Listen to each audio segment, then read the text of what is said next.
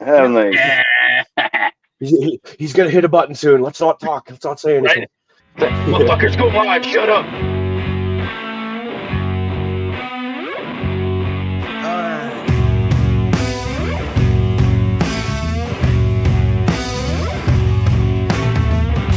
Save some trouble for me. That will be.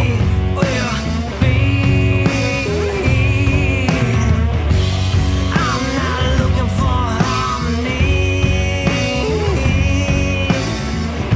So cause some damage and make me bleed.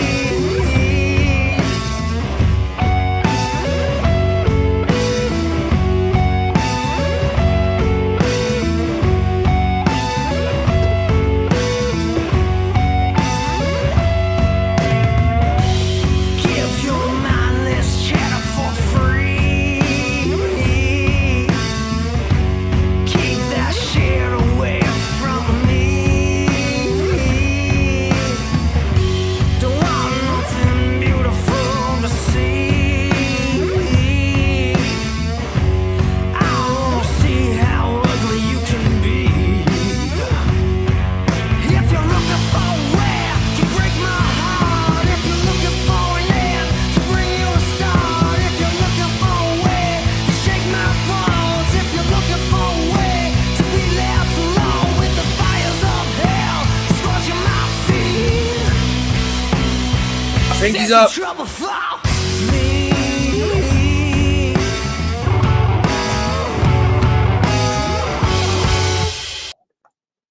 Hell yeah. Happy Sunday, everybody. I hope everybody's got the coffee fired up. I hope we've got our rolling trays full of cannabis getting ready to be fired up if we haven't already been partaking. Shout out to all our East Coast homies. Y'all have been smoking for hours at this point. Let's face it, we all know you. It's like halfway through the day over there. But it's only 6 a.m. here in BC, and I've only been smoking weed for about a half hour, and that needs to be cured. And we need to just put that straight smoking for the at least the length of the show, and then it'll be like nap time. He'll be like, my friends done made me incompetent. I'm now an invalid. I can't move. Yeah, you blame us for this shit, huh? Yeah, This is both. wouldn't did Well, you know that? I mean There's that's no fair because there's no way I would just sit here on my day off smoking my brains out all by myself if it wasn't for you guys, right? I just figured it's kind of the same thing. I do the same. Whenever something really fucked up, I'd be like, man, but Caribou he made me do it. It's his fault. Yeah, And so since you're across the border, I get away with a lot of shit. You know what I'm saying? I'm fine. See, I Although, do the same with you. That's how that works, right?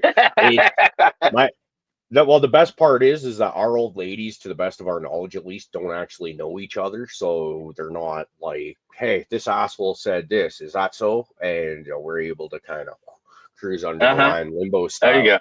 There you go. Hopefully, we'll just don't mention names. All right, that's all we got to say. Yeah, yeah. Keep it low. Then no search profiles can happen. It's okay. How's everyone doing today? Good. I just had a big old dab of diamonds, so I'm pretty leveled out. Fucking G-Bay's going to sleep here in a minute. Yeah. Yeah, I'm still reeling from some edibles yesterday. I had unknown milligrams yesterday, so Sounds like a good time. It's had. yeah, it was all right. I was showing the boys there. I had like a 1 drop of liquid equals 1 milligram THC. These little medicine droppers. So every coffee and beverage I had yesterday was getting dropped on with these things. Yeah, that sounds like awesome, man. Was that like a little water soluble drop? So like you put Yeah, that shit in anything and it would just mix in well no matter what? yeah. I have it here. Wait a sec. I'll show you guys. I just can't keep track of shit here, so I got stuff all That's over. just I want to find out how to make a water soluble. Like an actual stick around, get in there, do that kind of thing. So Candace had brought them to Boot Camp North, and they just never got used, and they've been sitting around. You can't read it, but it says 1 milligram equals 1 drop. So you just boop boop boop, and I was going all day yesterday with them. I had a couple of them. Pretty good. Hey, you just fucking you right down the gullet, man. I was doing it like that yesterday. It wasn't too bad. It's got a little bit of cannabis taste to it, but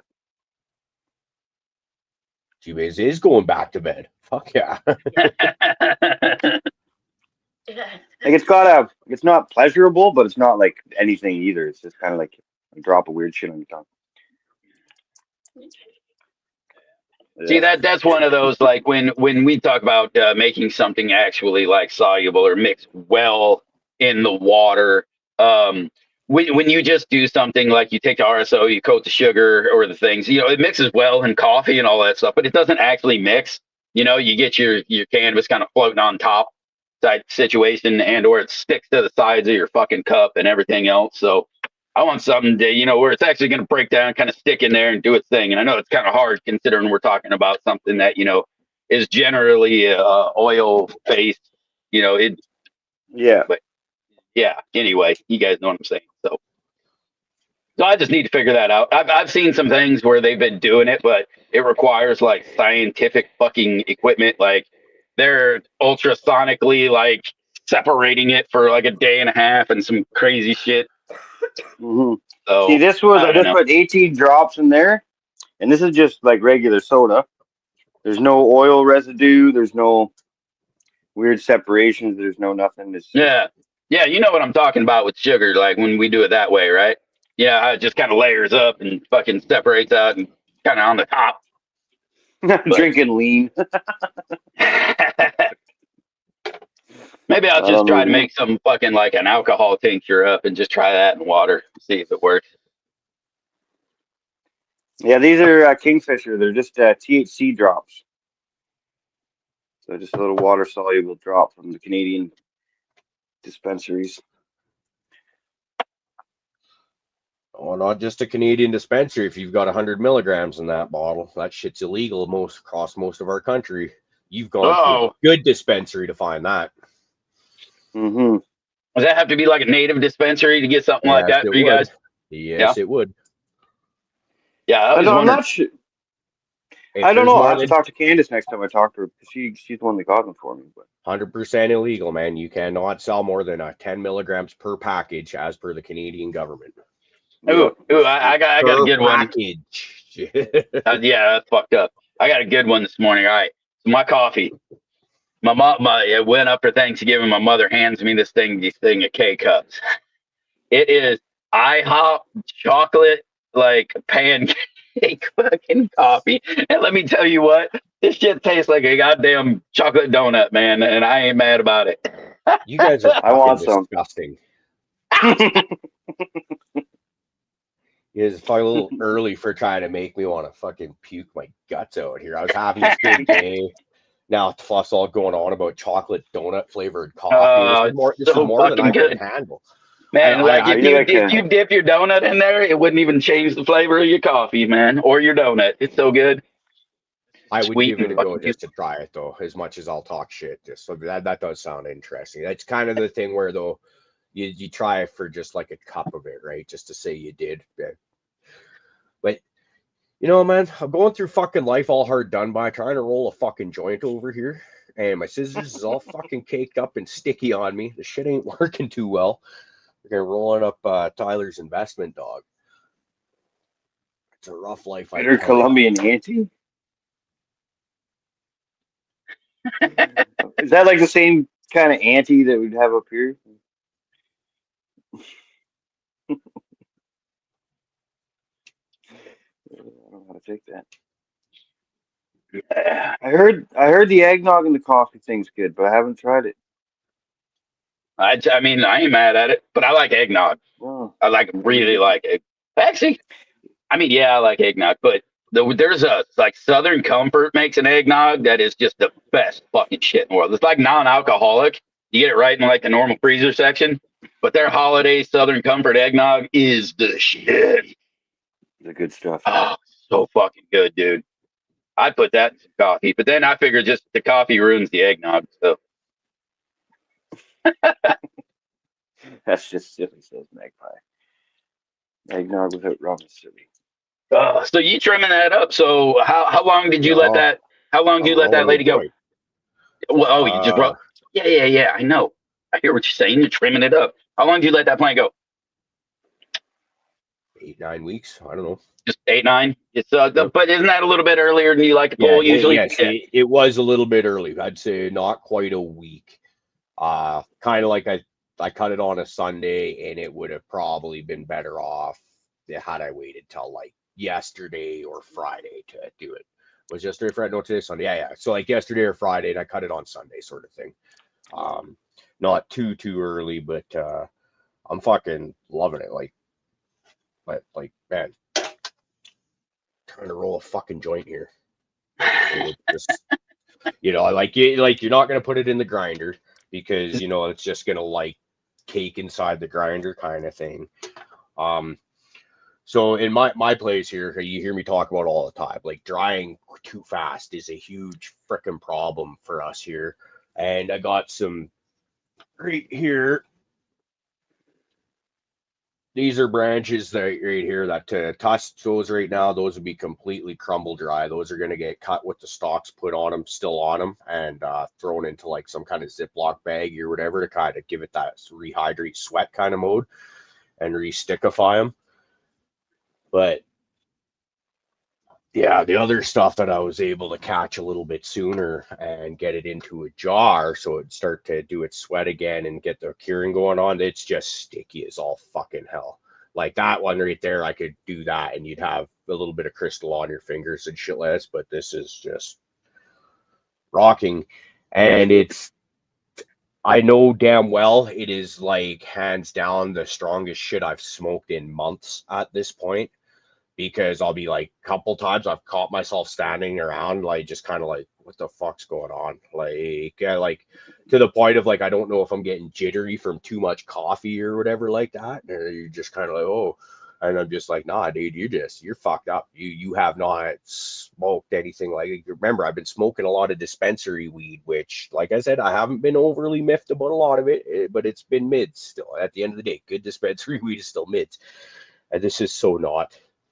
This is just like I always have the problem when I go to roll something like that. I don't if it's because I can't feel my hands or what, like because of all my shit. But I'll roll something like that so tight, boy, you couldn't get a prostitute get a fucking hit off that thing. Dude, that's the struggle right there. That's right. The last one that I was smoking just before we went live, I was able to kind of get it pretty decent. Like it's where it was actually burning, but even then it takes like the first fucking third to half a joint to really get it rocking for you, and then it's like, oh, now we've got a cherry on there. It's just like a freaking freight train full steam ahead. It was kind of like that. Cheers, Keystone Cultivators, how you doing? Always fun to see new names in chat. Yep. Yeah, I don't do that much. I try to, if maybe I'm going for that, it's going to be a little too dry to get in there and they're going to crisp up a little fast. I will do kind of that whole bag tech same type of thing with it, but I will just pre-throw a bunch of like leaves in there, so that you can kind of slow down that process, get it in there. I try not to keep them like touching or wrapping around them or anything, I have actually, before doing that, putting a few leaves in there, right? Like a handful or something down in the bottom just to keep it going. I actually ruined a whole fucking bunch of it. Like it ended up being too moist. And when they all like kind of stayed together, I got a bunch of mold down in the bottom of it. So I fucking ruined it. So, you got to kind of pay a little bit of attention when you do that. Don't just chuck a handful down there. Let them all lay on top of each other and shit. At least it's better off if you make like a little nest or something. Mm-hmm. Yeah, I think when those ones get thrown in a bag or whatever, that'll probably kind of just be like the early smoke for while we let everything else kind of take its time and cure out a little bit longer. Those ones will be just kind of, well, we'll smoke them as we go. Yeah, my pile is like, it's just too moist still. It needs to get a bit of a cure on it, so I need to start cycling that tent, kind of giving the tent a little wave with that humidity level. It's been 60 for weeks now. I may drop it down into the 40s for a few hours here and there, as kind of like imitating taking the lid off a jar, basically, right? A couple hours at below 50 for a bit to take some of that actual moisture out. close the doors back up and hit the humidifiers again, bring it back up to 60 again for another day. I find doing that a bunch of times. It's just kind of like a cure. It's weird, but it works. Yeah, I Same was thing just with looking through my cure room. I got to get all my sensors and stuff put back in because gonna get the room chopped down and hung up today. So I'll go walk you guys through there. We didn't water it the past couple days, so everything is limpy. It's ready. It is fucking done in there, and it shows. So, but the room right now is sitting, the dry room right now, and it'll go up. As soon as I put those plants in there, it's probably gonna fucking.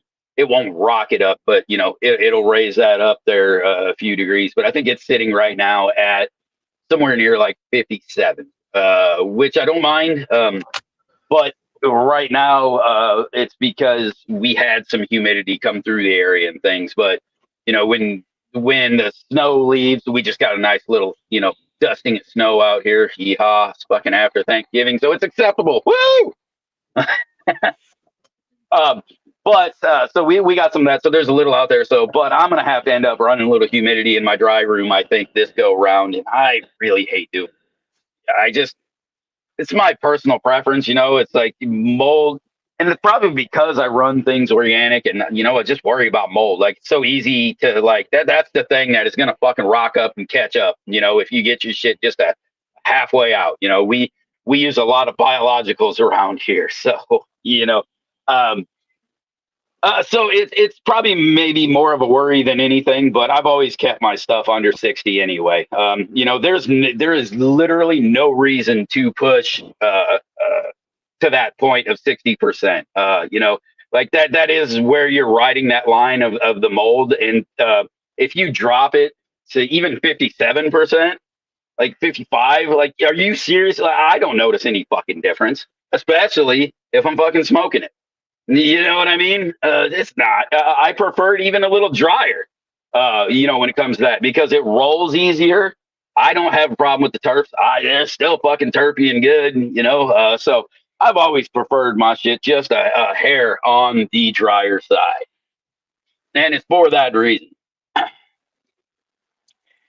Yeah, well, Magpie is saying how he did his, and yeah, 9 months old, it was all still good, and I'm still pulling. I still got some that I broke it up and sent it out, some samples to everyone, but re-vacuum sealed it, and what did I pull out the other day? That was fucking damn good. Something out of a piece of zip.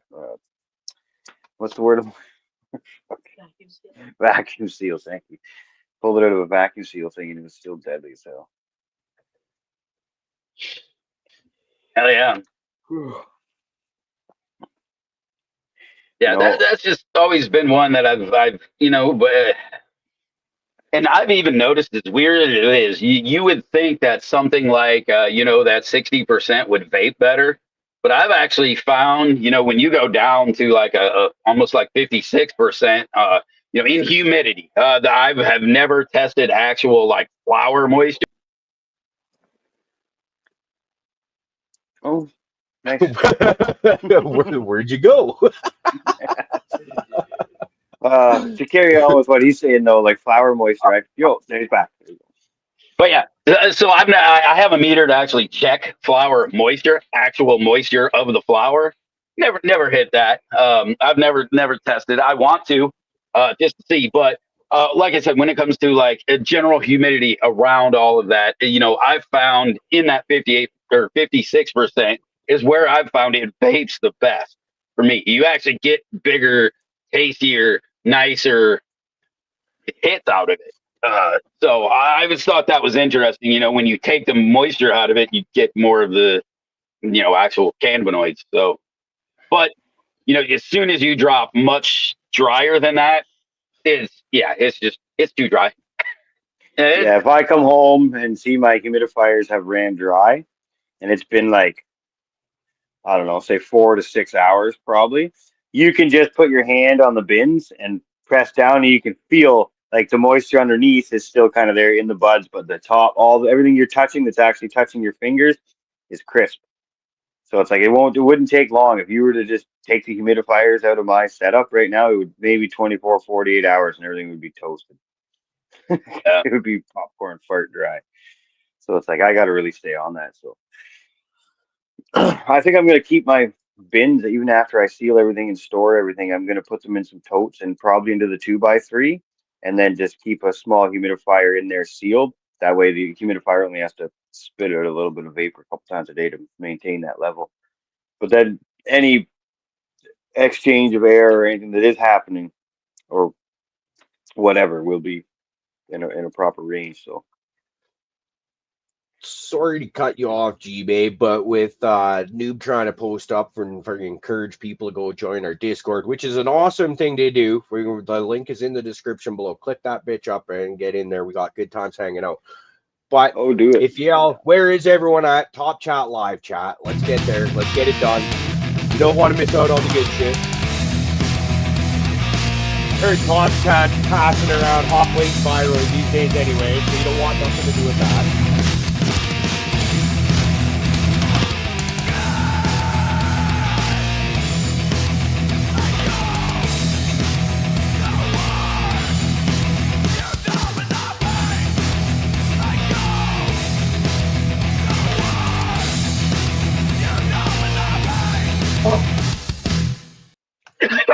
All right, now Ooh, I like everyone's this one. safely ensconced into live chat for our maximum viewing pleasure.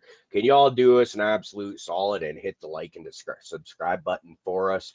See if we can pump up that views a bit. Does wonderful things for our algorithm, or so we are told. Yeah, For video, I thought it was longer. Well, most of our videos I are like thought I 30 fucking made seconds that long. video longer. That's weird. Well, it's like the only one we have that's like 8 or 9 seconds. The rest of them are like twice that at least. Oh shit! Awesome. Hey, that comment that Keystone just put up there, I actually like that, but I have no idea what I would consider too cold because I do it in a fairly regulated environment that doesn't drop anywhere below like 60. Well, I think the lowest it's ever got was fucking like 56. And I'm totally the way I would see, as long as you're not freezing it, if I'd say it'd be fine if you went into even like the mid 40s. But if you get down to the point where you freeze your bud, probably too fucking cold. I don't think you're going to get much done. But what you're going to do is the colder it is, the longer it's going to take to dry, right? That's what you have. You're going to be locking in that moisture. It's going to be harder. But I guess once you got cold enough, like wintertime like this, man, it sucks the moisture out of the world fucking heavy. So maybe For it me, would I fucking go find quick. yeah, mid 50s to 60 works perfect. Anything above that, I Yeah. start to notice like the off gassing and stuff is a little too harsh. I get some grass smells and stuff like that if I get up into the 70s. And then if you go too low, well, like you're saying, if you get anywhere near freezing and any type of moisture starts to become gelatinous, basically it starts to freeze up. Yeah, you're just gonna mush your plant. Yeah, it goes really weird. It's like some foods that you have that you freeze and then you unfreeze and go to eat, and they're all fucking Lettuce. weird. Yeah. Weed Any does, yeah. leafy green. Yeah, but go put a leafy Yeah, green yeah. in a too cold fridge. That's what'll happen. And the same thing will happen to your weed if you dry it that cold. It's all weird. Like I'm sure it's still smokable, and like because you're really smoking the trichomes. The green part is just the carrier, right? But Yeah, but if still, you it just mush makes it, it then all there's fucked up. nowhere for the fucking Yeah, trichomes just go in the mush. yeah, it's no good. But Yeah. me, so the other way though, not even shit. Those old school guys. I've seen them motherfuckers hang that shit like it was tobacco in a hot, humid, fucking like barn. You know what I mean? And I've seen them do that way. It's as long as you kind of do it slow enough, you won't. And as long as you don't just rip the humidity right out of that plant as fast as possible, so you can fucking smoke it. You can kind of you can manage. You know what I mean? Like Oh yeah. I've done it. I've done it in a shed outside. Way back in the day when this shit was fucking highly illegal. I wasn't hanging this shit in no goddamn dry room in my house, all fucking 60-60. Go get fucked. No way. That shit was in some fucked up shed out in the middle of goddamn nowhere. But we hung them in hot, humid places where, you know, as long as it didn't get moldy, you had airflow and things like that. As long as the humidity stayed up, that hot ass dry did not hurt it. You know, you're gonna oxidize your shit. It's gonna get fucked up, but I have had better weed that it was hung in a 100-degree shed in fucking barn or, you know, garage than I have dispensary weed before. You know what I mean? It's just a matter of getting the parameters for the temperature right, so that you can get that slow dry rather than that, you know, quick one. What do you think of places like I'm thinking like Morocco or Afghanistan, where like hash is the big thing, right? They're not fucking historically putting that shit in nice climate controlled fucking, or not as climate controlled as we're talking here, right? Like it's kind of what you're talking, big sheds somewhere where they're like, you know, maybe getting the sun off of it, and after that, it is what it is, so yeah, it's interesting watching along with the live chat here how Sniff and someone else are talking about how like cold will actually pull moisture out and stuff because it's how dry it is, and it made me kind of just, yeah, there is a tipping point in there somewhere, isn't there? Because like when like just like working outside in the winter, that shit'll dry my skin right the fuck out, right? When especially if you get the wind blowing, freeze drying. That's the basis for there, which I think I saw Sniff put in there as well.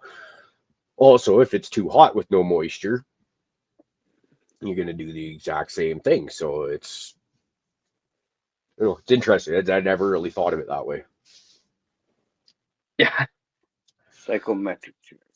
Shout out to Marcus Green Thumb. Going to go make some pretzels, salted pretzels, according to Magpie. It's going to be a great time, Marcus. Have fun with that, brother. I love hearing about shit like that. Everyone's like, what the fuck is he talking about? No, man, like, I was reading chat. I think that's the problem. As I start reading chat, I fucking space out on what you're talking about. But I'm reading the same thing you're talking about. So it's like, look, now I got to figure out how to catch up to what he's saying and what I just read. Shit. No. No. Anyway, I've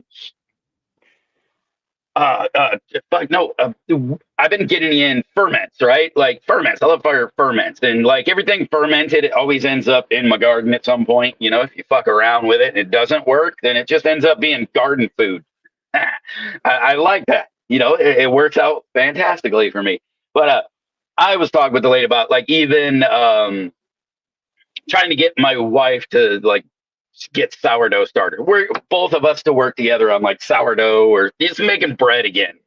But I've always, it's one I've been wanting to think about is, and I want to actually talk to my sister and anybody in chat who has a fucking opinion on this. I'd love to hear it. But yeast in the garden from bread or just generally using yeast, you know, yeast you see in prevalence in a garden typically, and I don't think a lot of people realize it. You know, when you look at your foods and your fruits and things like that, and they have that little white powdery coating, like naturally on a tree, and you're like, what the fuck? It's like yeast. That's natural like, yeast and things like, on the outside of the plant. Like a blueberry, kind of how it'll have a coating over top of it before you get to the actual dark purpley blue on it. Yeah, that's like that. And I read a cool little thing on that. That's actually like natural yeast that are building up outside. It's what helps protect the outside of the fruit and things like that. And you know, I know there's, you know, it does a lot to do work in the generally, you know, there's just a lot of it around. So I've never heard of anyone supplementing, adding, or using other than, you know, kind of natural shit that might get thrown in because I do a lot of composting or mulching and things like that. So a lot of that's naturally going to get kind of dropped back down inside of there. But there's I'm not really fucking with the organics at the moment, but before I kind of made the switch to bottles there, and I will go to the organics again before long here. I started, the old lady's been doing sourdough starters for the better part of a year at this point. And I started taking some of her discards, I think she calls it, and just throwing that into my compost tea when I'm making it. And not like any fucking super clear fucking, oh my God, like look at the production on these things now. But the plants seem happy as shit. They certainly didn't do any bad to them. It just seems to me more living organisms. Now that the whole white powdery kind of stuff on outsides of certain fruits and plants and stuff like that, if that's yeast, that's interesting. Because I know that yeast is a living organism. Never occurred to me though, like where do you find it? How do you harvest it? Shit like that. And I got some in my freezer yesterday. I just made buns yesterday. I made moose meat chili, dude. It was fucking awesome, G-Bay. You would have been so proud of me. Canadian as fuck. Hold on. Yesterday, I seen a dude walking down the street in Toronto with a Christmas tree on his shoulder, carrying a hockey stick in the other hand. That's pretty fun. I was like, yeah, you win. Fucking right. It's snowing out and shit. I'm like, this is Canadian. Cheers, Hubie. Sorry, go on. Cheers. So things like when I used to make alcohol, when I used to make whiskeys and things like that, you would have all of the mashes, all of those things. I've always used that afterward. That's for the garden, right? That's just good old garden food afterwards. Top the garden off with, because typically it's already fermented grains and things like that. You've already started breaking the process down. You don't get the best of all of it because some of it transfers into the alcohol you're making, but you get a lot of that. So those yeasts and things that come back in. And so really the question, I guess for me is, would the benefit be of, like we do with microbes, would, multiples, diversity of different yeasts and things like that in my, because, I'm dealing with an indoor soil. So at some point things are going to die off, get rid of, and they can't just naturally like get back in because they don't have that huge element of the way it's going to be outside or that cycle. So I have to add some of these things. So I just wonder if that diversity, if I'm just doing things like that, if there is a benefit to it, or if it's just one of those, yeah, to be okay, but you're not really adding a long-term benefit. Yeah, well, beer kit's perfect. Exactly. All right. Will you throw a frog up for these fine folks, dude? Yes, we absolutely can.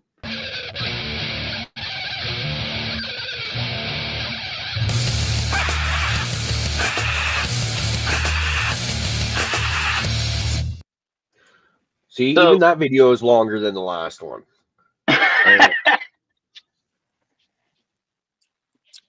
Yeah. I think even Rusty said something about like the natural yeast that start like labs. But that's kind of like getting the whole production started. And I thought like by the time you were done, the microbes are actually like feeding off of it, and you have like they've ate all the yeast at that point, or the yeast have ate all. Yeah. Anyway, but I thought they were basically by the time your labs were formed, the yeast section of it had been used up. But I could be wrong on that one. But anyway, like I said, the shit's so prevalent naturally in the air, you're always going to have a little bit of it. It's naturally going to be a little, but like anything else, that's just adding it to it to see what would happen, if it needs more.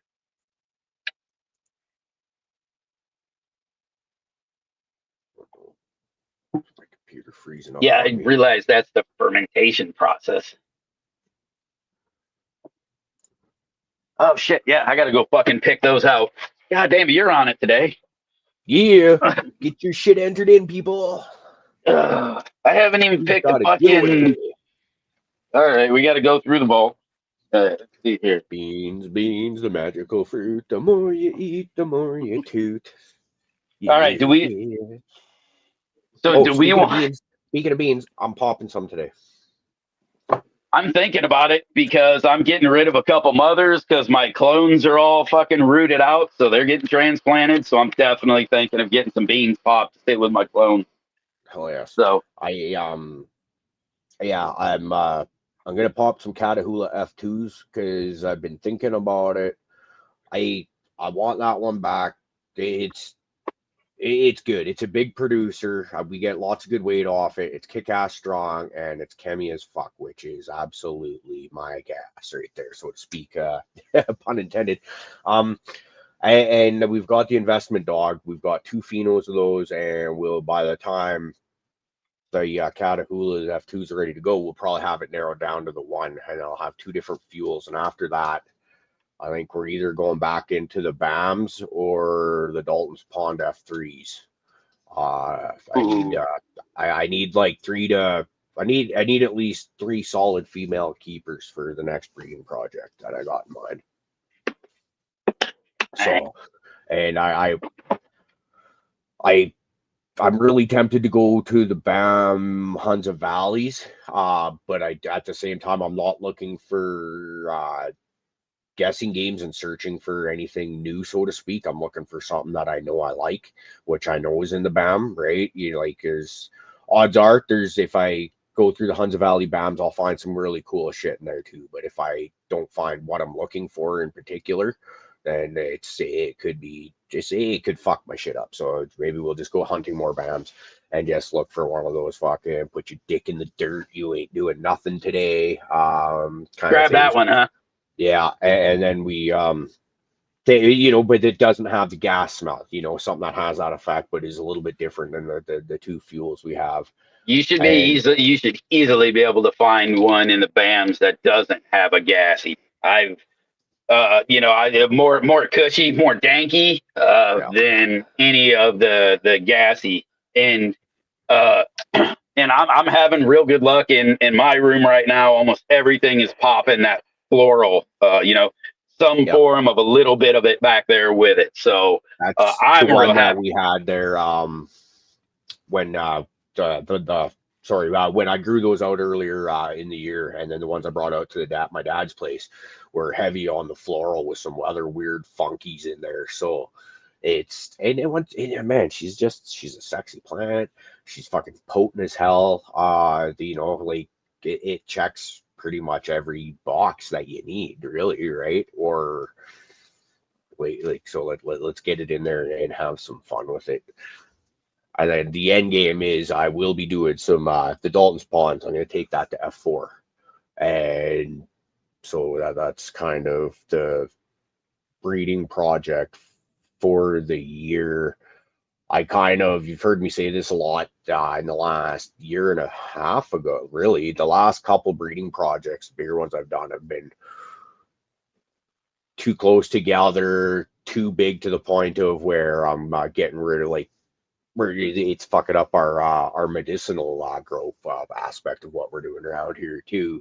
So it's going to be like 1 project a year, maybe 2, just depending if it's, if the calendar flips out right, kind of thing. But it's just going to be a lot of really well thought out shit. And what are we doing here with no mysteries until we start running through the testers of what we grew up. It's always so good when you find them fucking randoms. You're like, oh fuck, I thought I didn't have any more of that. Yeah, dude, I hear you. Just slow down on that shit. But and that last one, when I just blew up the whole tent and decided I was gonna, slow it down, ease it back, bring it back. And I got some more questions I want to ask you about the Dalton Pond real quick, but I want to go through the beans that we're gonna give because hell yeah. So the question is, though, so I want you guys to tell me, we got 2 of these left. So right or left? Go with left. Go with left? Yeah. All right. So with left, it is going to be my all-time favorite strain. It's going to be Crescendo. So it's High Note R1, which is Crescendo crossed by, what does that say? Strawberry Cookies OG. All right. So that's going to be the cross that Noob had. Most people said left. That's good because you know what? Right was a fucking auto. and out of my vault, and for the kind of like the crew giveaway, which he's just a great member. I'm gonna be doing this one right here. This is Kush Mints by Cherry AK by UK. What does that say? By UK Cheese. Yeah, Cherry AK by UK. This is from Mike at Ozark. Oh. So, yes. So I'm going to throw a 5-pack of that in with the noobs right there. So that's what this week's giveaway right there will be. So if you want any of that, type in beans. it's going to be a 5-pack. I'll throw you in all the fun stuff, but I want to roll through some of these too. And it looks like he gave me 10. So I'm going to split this with somebody. We're gonna actually we'll be getting Mike back on before too long to hopefully get him on before Christmas.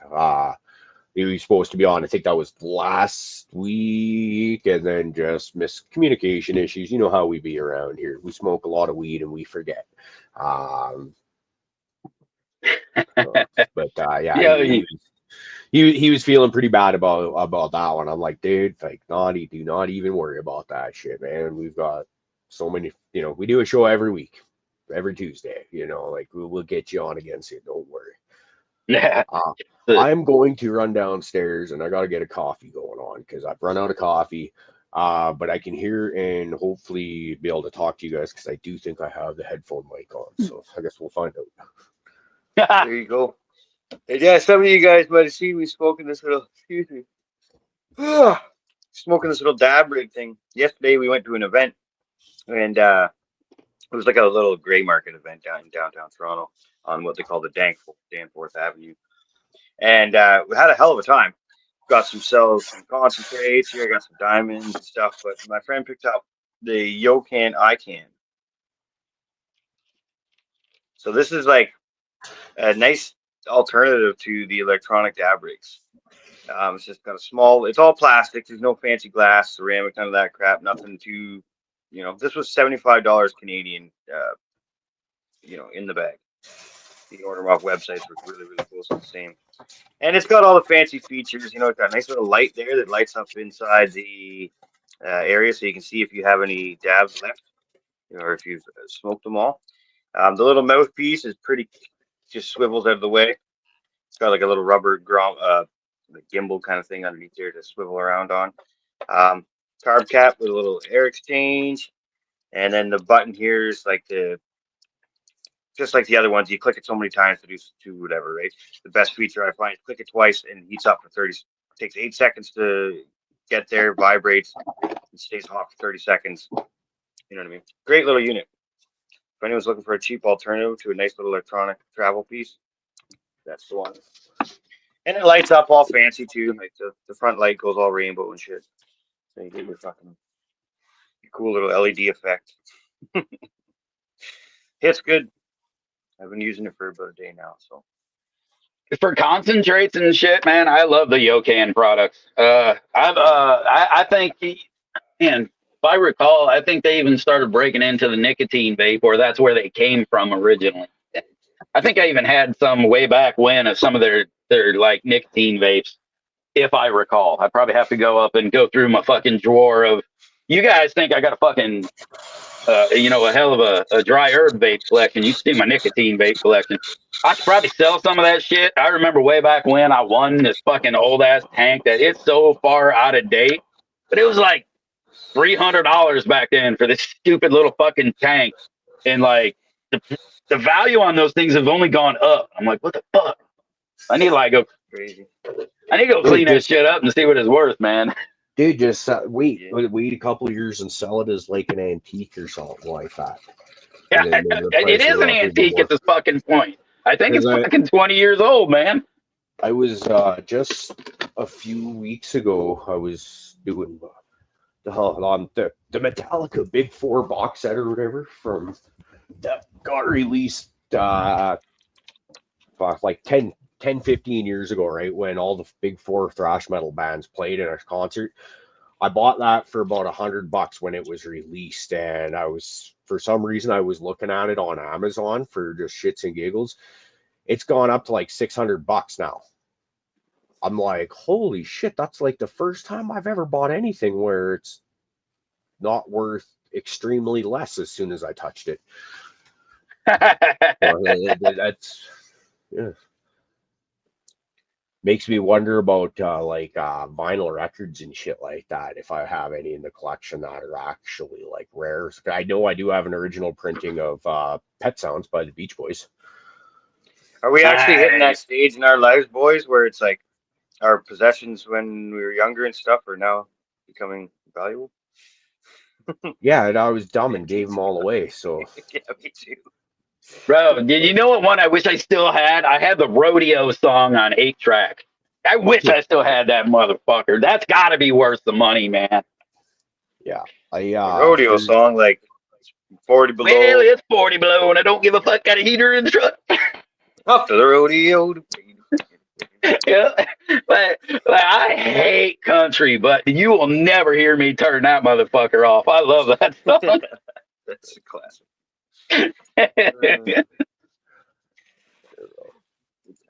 or- Oh, yeah, I It was cold yesterday, though. Magpie. Oh, If sorry, we were Gino. traveling around by public transportation yesterday, I got pretty high yesterday on the edible stuff. I actually slept on public transport for a minute. Oh, did Just in you my- wake up with like some greasy homeless looking dude like rubbing your thigh or anything like that? No. I was safe in that aspect, but yeah, it's different for me. I'm country boy, right? So you take me down there, stick me on buses and trains and shit. I don't know what the fuck I'm doing or where I'm going.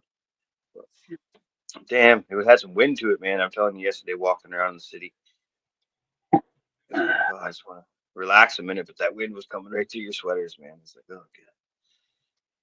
yeah, dude. But said, man, I actually went north, and it was cold as balls. Going to see my parents and everything for Thanksgiving, and fuck, was it cold up there yesterday. I mean, I was like all excited to drive back home because it was like literally almost 30 degrees fucking warmer down where I live, but it was There's snowing. spots up near my place. This wasn't official. This was someone on Facebook, so it's probably fucking out to lunch. But they were like, we got 46 inches in Muskoka something, and we still get some. 46 That's 4 feet of inches. snow. God damn. I think we That's got 40 like an that's inch. 4 feet of snow. I think we got like an inch. I'm all proud of it. My mom You know, sent me a picture like, of my like a back typical deck. white boy, I say I got an inch and I'm proud of it. The snow on my back deck is up to the level of the bench.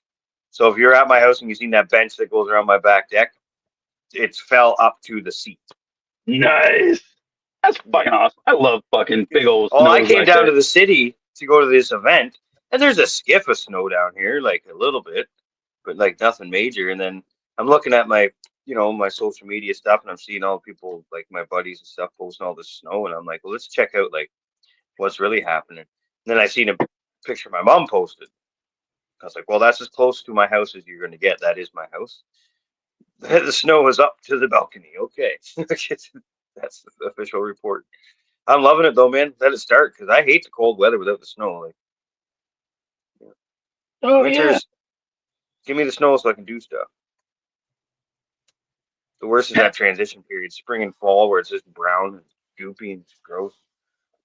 fucking totally just like look at my phone so I could like pop up and show you the plot forest before it fucking comes down this afternoon.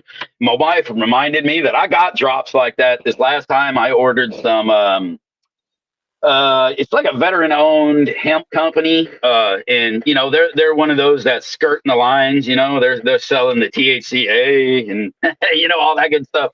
They had some of those drops like that. I remember that, but I totally forgot to fucking keep the bottle of it because they say what they are. I think it might have just been alcohol and an alcohol infused type like tincture type thing, but totally had those once and totally forgot. But I do remember now that maybe I need to order those again because I think I liked them better than like their fucking fully infused soda because they had a really good infused soda, but I don't know if any of that those hemp products that even the better ones, I don't know if they hit quite hard enough to satisfy the needs of somebody extremely saturated. You know what I mean? Oh, yeah. Timmy's. Ooh, French vanilla with an espresso shot. Fuck yes. I want up to your fucking chocolate donut there, Fluff.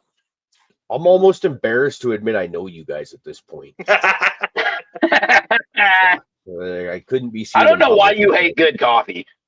No, that's the problem. I only like good coffee. It's if it's not very good if you got to dress it up as a chocolate donut or French vanilla, is it now?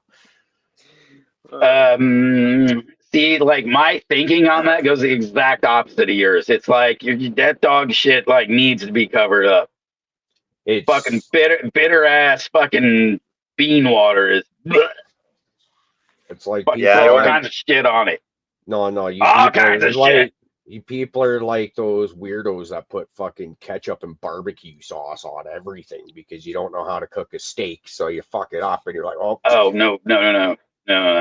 Stop that right now. We don't fuck around talking about fucked up steaks around here, and or burger. We don't fuck up the meat around here. All right, calm Yeah, it down. I'm Calm actually it down. decent at that. But there's other stuff. Calm I it down. can fuck up. easy there, frou.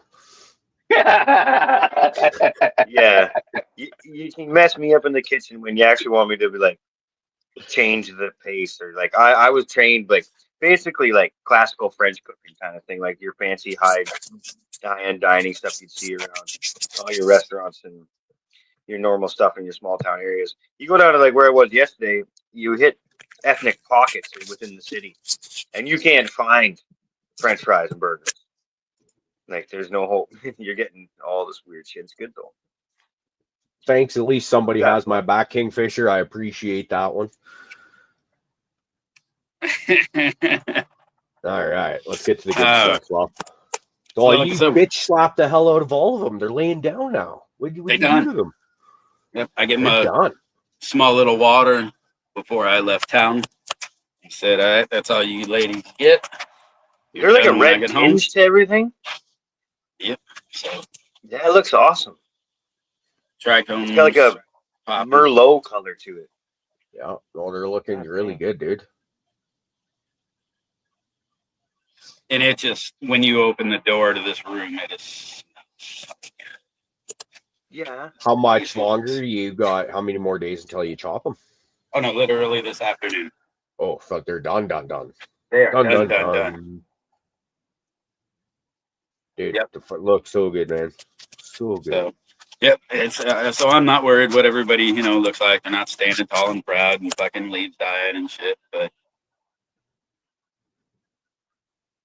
yep, because she is ready to get smoked.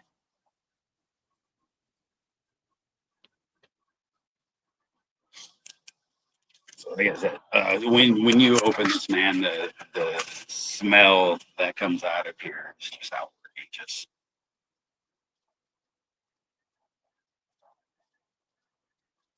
Hell yes. Or like the fact that there's no more like lime green left. Hey, we got Everything's like a little bit of nice. somewhat green. Yeah, it's starting to pick up, but that's Bambi. She doesn't pick up no color typically that I see. I don't know that Clay said that he got any color out of her either. So, she just takes the nitrogen out and that's her.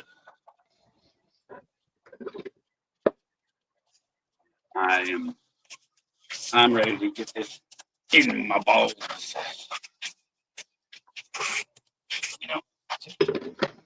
Damn it. Get in the other way over here. It's way less flop than I had in the other way.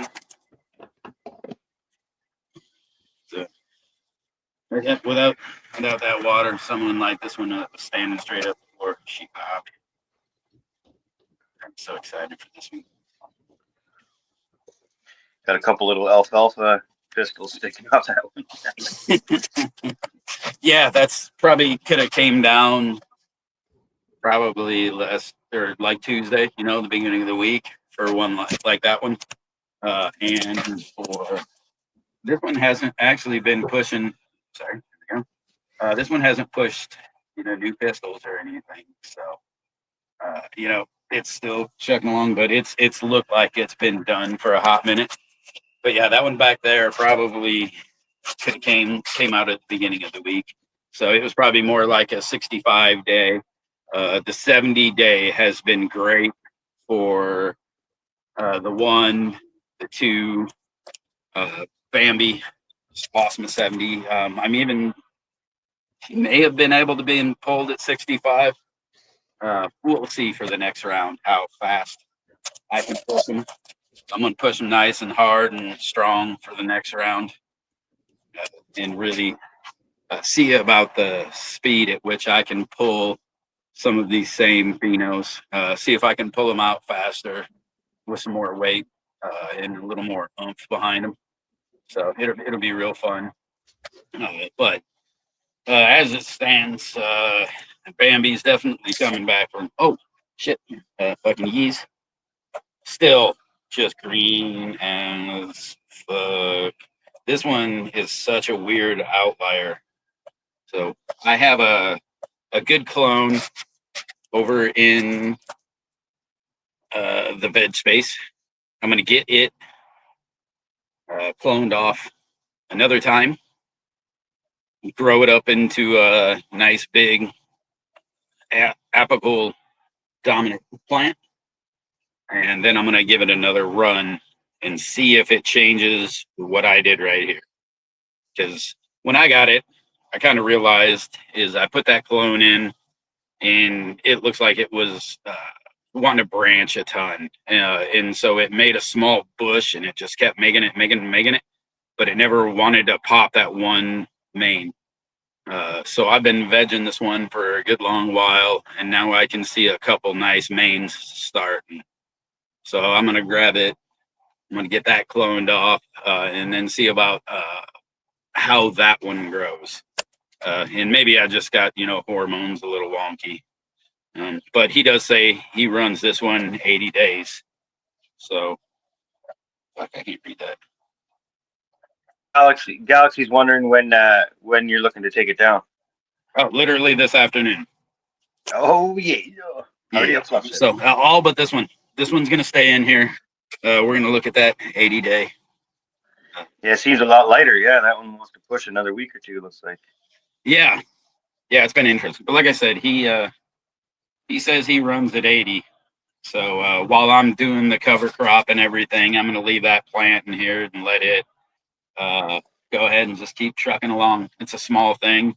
It ain't gonna be in my way for anything I got to do. So we'll see. But I definitely want to see, because I seen the potential behind the plants that he had, and those things were absolutely ridiculous. But we have a lot of silly around here right now. I definitely like the way I like this beautiful purple fade that's happening in this one. It definitely gets some of that color. Okay, so here, it definitely gets some of that color from Dad, from that black. Pat on the back, brother. It's looking dynamite. 800 days still there. Fucking do it. Anybody can. Come on, folks. Yeah, right. Hey, that's fucking fact, man.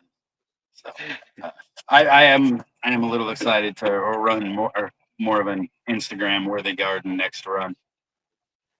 This was a little more testing. And so time to fucking make a nice, pretty, aesthetically pleasing garden for myself. So I'm gonna jump up out of here. You see any difference between GML light? Nope, not even a bit. So this is GML light side over here. I mean, same thing. We got strong plants. We've got good penetration that goes down in this side of the bed. It's fine. But we have this is the flies on side. When it comes down time to growth, density, speed, penetration down inside the canopy, I don't see the difference. This is third run with that in that room down here. So we'll keep trying. I mean, I do honestly like doing the red light at the end of the evening, giving them that little nighttime dose. And the GMO light does do that. The flies on does not, but it does turn the whole room red. It bounces off of everything. Red, I do believe, travels a lot better.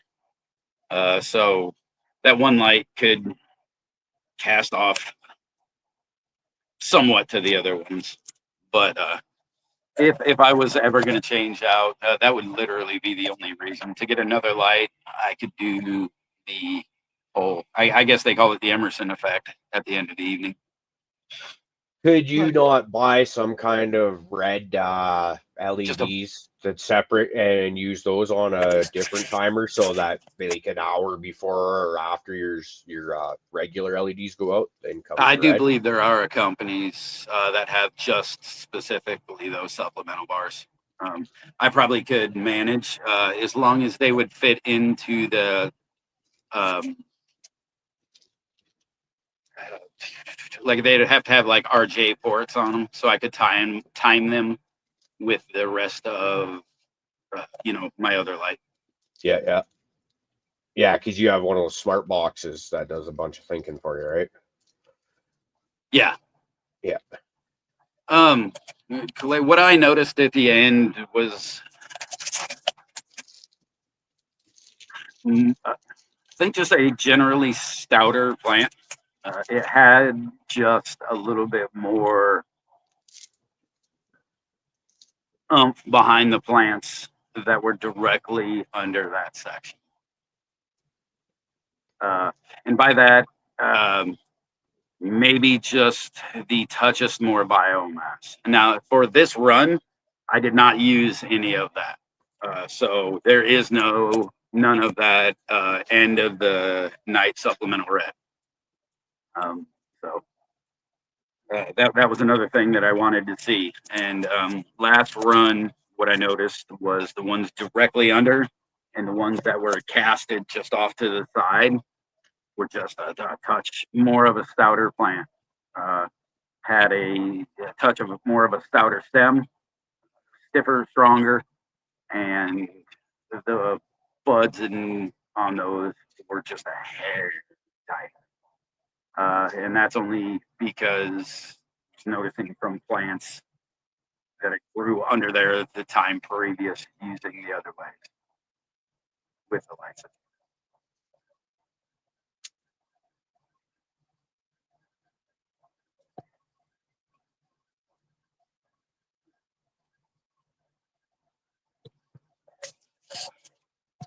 Yeah, I kind of agree with a lot of that, but I know just going to like what Rusty's commenting, that I agree a lot of it's shiny baubles and whistles, fucking bullshit.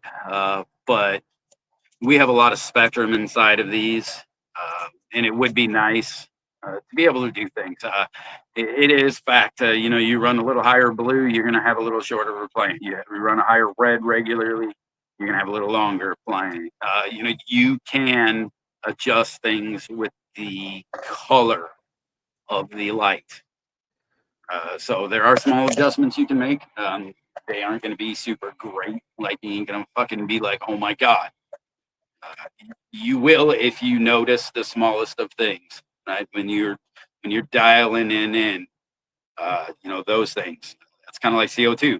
It's a giant waste of fucking money if you're just going to let it, run in a tent that you're exhausting all the time, or if you don't have your parameters, pinpoint, you are not going to get the benefit out of it. But if this potentially one of those situations where we've talked before, where like people that are growing on the scales like we are, or like where I grow on a 4x4 tent, you've got a fairly small room there.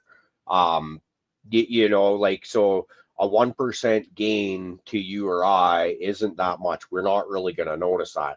Now, when you talk at these people with these big LP grows and stuff like that, where you've literally got hundreds or thousands of plants, a 1% gain is going to be huge. Do you think it's kind of one of those situations? Yes and no. I mean, you will. You can see those things. You can see small benefits, but whether those benefits are going to make or break or do anything for your garden, a lot of the shit is just them overselling what it's going to do for you. Understanding what happens with your plant is going to be the smartest thing, right? Like I said, the blues are going to keep you a little stouter, right? People switch off at the end of the runs, even back in the day when they used to switch off and hit the metal halides at the end of the run rather than the HPSs because they would see trichome and terpene, right? You just hitting a blue, right? They were changing, getting out of that super red spectrum. They're adding more blues. They would even lowering that light at that point. So and that made a huge difference in the end when they would look at some of that stuff. Now with a lot of these gardens optimized more, and you can do that. We have a lot of there are a lot of blues generally inside of a LED light. To get that white spectrum right, we just have a lot of those colors that make that white. So they're getting a lot of it, but when you can really just dial back, the red, say you can, let them. There are things you can do, but it is something like Clay says in the chat, right? If you're not running the same plant you're not going to notice a lot of these benefits or differences because you're just kind of fucking around all the time. You have to grow a strain, you have to know a strain, you have to have it, and then you fuck around with those, and you can find out what little things it'll do. Running my garden in here,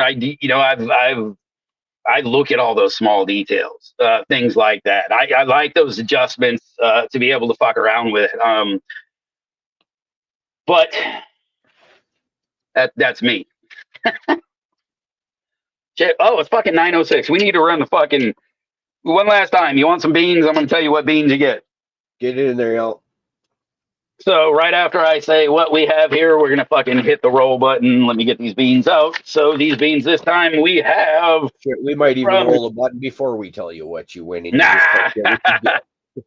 We have the High Note R1, which is Crescendo number 16 by Strawberry Cookies OG. I do believe that's a fem. And then we have a regular pack from Ozark, which is the Kush Mints by the Cherry AK-47 by UK Cheese. So it'd be a 5-pack of that. It looks like that is a 5-pack of Fems for the High Note. So if you want to get you some beans, fucking type in the word beans. Get on it. Get on it. Lima beans. Dude, I hate lima. Lima beans got the weirdest fucking texture in the world, man. They're funky. They're weird. Like, do they? Sniff. Hey, fucking Sniff! Woo! Congrats, Sniff. Boom, boom. Okay, cheers to Brother Sniff. Let's do a dab.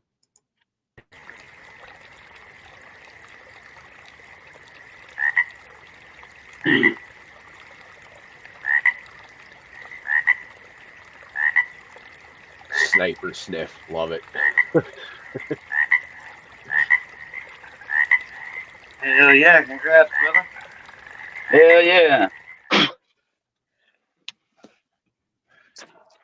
That's always a good time right there. Yeah, I'm excited. Yeah, we're gonna Go ahead. finally get the last bit of trimming done, I think, over at the G Bay Gardens. We got Yeah. You mean you're actually tiny little. What are you gonna do Done? with all your free time? I don't know. Start growing more plants, I guess. No, I got to. Who knows what we're gonna do? We're gonna get that room reset, get everything cleaned up, and get it dealt with. There's a lot of shrapnel, I guess you'd say, just the dry leaves that have.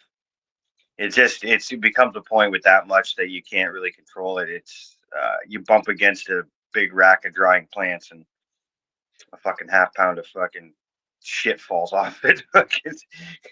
So I got, like, my floor is good, but the tent itself has just accumulated 8 weeks of drying dust, and not dust, but like plant fodder that's just fallen off, little buds and little leaves and shit. It's a bloody mess, but it's just once we get it all in the trays, like I said, I'll cycle it up and down into the 40 range a couple times. That's like my lid off the jar tech that I do for my 4x8 tent. And I can just tell by putting it in my hand and squishing it and crunching it around if it's ready to go into the bag or not. So Yeah, that's gonna be. Yeah, Hopefully I can get so that. how all do you give me your thought process when you go into your dry room and you look at that shit? How do you judge when it's ready, it's dry, and you want to put it in a jar? How do you judge it personally? Honestly, like I make sure I get, I do the de-leaf, I do the hang, I get it into the lasagna pan, and it sits there for a couple days. I want at least a 14-day hang. I want at least a 10 or so day just chilling in the tent, sitting on the floor in its pan, and then yeah, I just judge it by hand. Like I can literally put my like. Oh, here, I'll turn my camera in a second here. So like I'll literally just kind of press on the whole pan. And like I can feel if it's super spongy, mossy, no.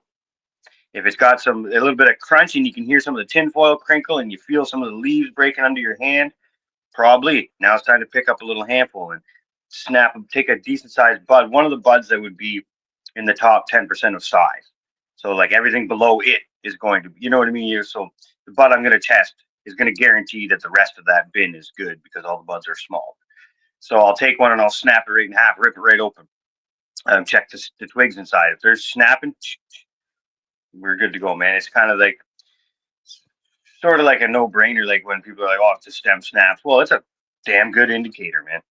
Like if your bud still has some squishiness to it and some pliability, but your actual wood is snapping, that's where I find it is prime time. If you go past that and you touch your bud and it does the Colorado crumble, well, yeah, you're kind of fucked. So that's Right, why I hate being away from the house and not like I don't bug my mom to, hey mom, you're on the grow room duty. No, I don't do that to her. But what I did was I put an extra humidifier in, put them all on low settings. So worst case, I might, it may not be jacked up to proper 60, but it'll be at least above 50. Do you know how awesome it would be to have my fucking dad living here?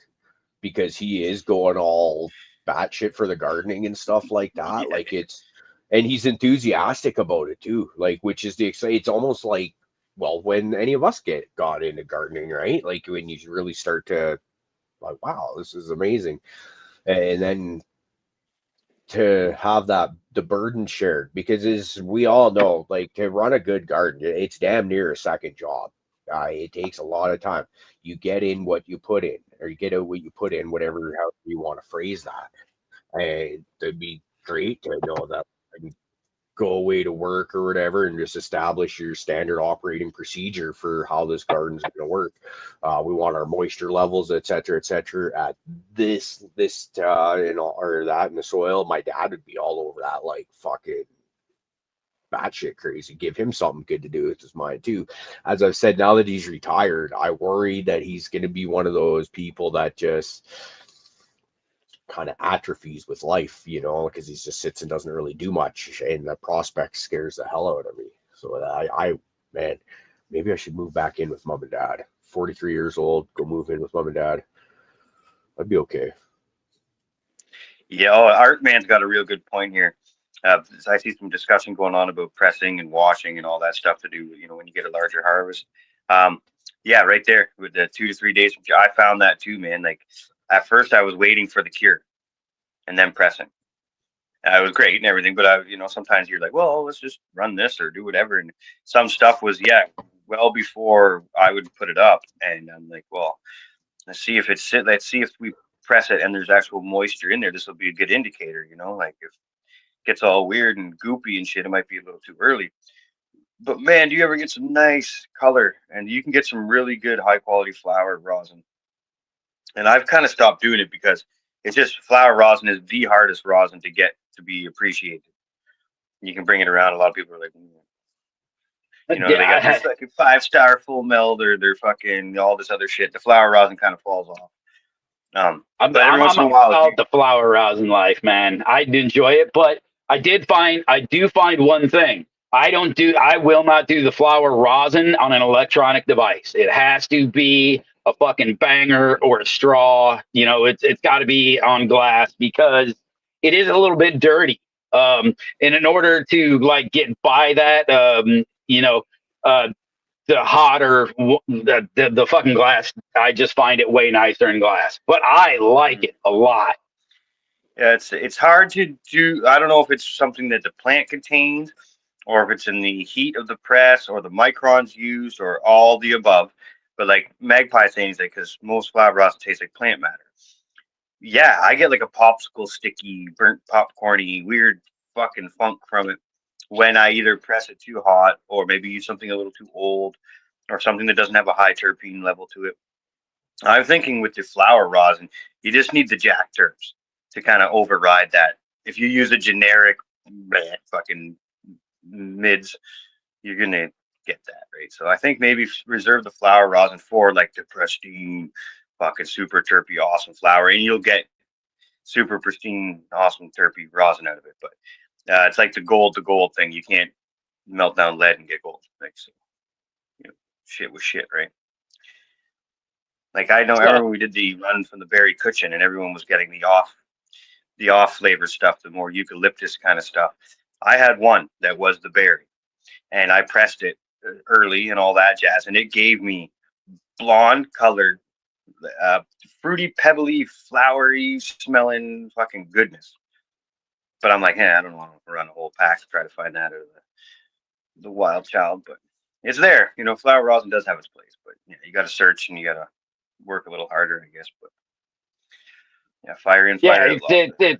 I think, like you said, man, it's about timing, and it's about your press, your abilities on the fucking press, and your timing of getting your cured almost. Yeah, I think it's like almost cured, almost dried. You know what I mean, for that flower rosin. But I don't know. I'm that's it. I don't press. So I when I press, I turn in fucking motor oil. So every time. Like used motor oil, too, not even good shit. Yeah, that happened for a while. My friend brought a press over years ago, and all we made it looked like beer bottle. Everything we made looked like beer bottle. It was like shattery and brown. I'm like, what the fuck is this? And then I started watching and paying more attention and getting right into the professionals. And now I'm no professional, but at least I know my parameters and my micron sizes, and I got the proper press with a gauge. If I sit down and think about it, I can actually put out a good product. But if you just if I was to go home, just grab a bunch of the trims, shove it in a fucking 120 bag, and slap her at 180 and let her chew for 3.5 minutes, I'd probably get some pretty brown shit too. But if I went and picked out hand-selected nugs from that wedding cake, put it in a 90 micron, and put it at 160 for 2.5-3 minutes, I'm going to get a way different product. Oh, and man. that doesn't seem like the numbers there. You're thinking that doesn't seem like much of a drastic difference, but 20 degrees will fuck you over big time on a press. When I was pressing with mine, now remember, we're going back fucking about 4 years at this point since I used it at any kind of frequency. So I don't recall the temperature I was using, but I'm pretty sure I was the total press from the time I started cranking it down. I was only doing like 1.5 minutes. I want to say maybe 2 minutes. And then letting it off. And then I remember hearing like later on after, once everything, my life changed and I stopped using it as much and everything, you guys talk about going for like way longer, although I feel like I was using a hotter temperature. I can't recall specifically what I was using, but it seems to me like I was like, I thought, oh, you guys are pressing lower than I was too. So yeah, it's like I found my happy medium. I like 90 to 120 micron and bag size. I press until my press says it goes to 10. I put it at 3, so 3 tons of pressure. And I find anything after that, my bags will split. So I'm just like, I'm not going any higher than that. Personally, with me splitting, or I might be reading my gauge wrong. If I was splitting bags, it was usually because I was just cranking it down too fast and not giving it time to kind of heat up and recompress kind of thing.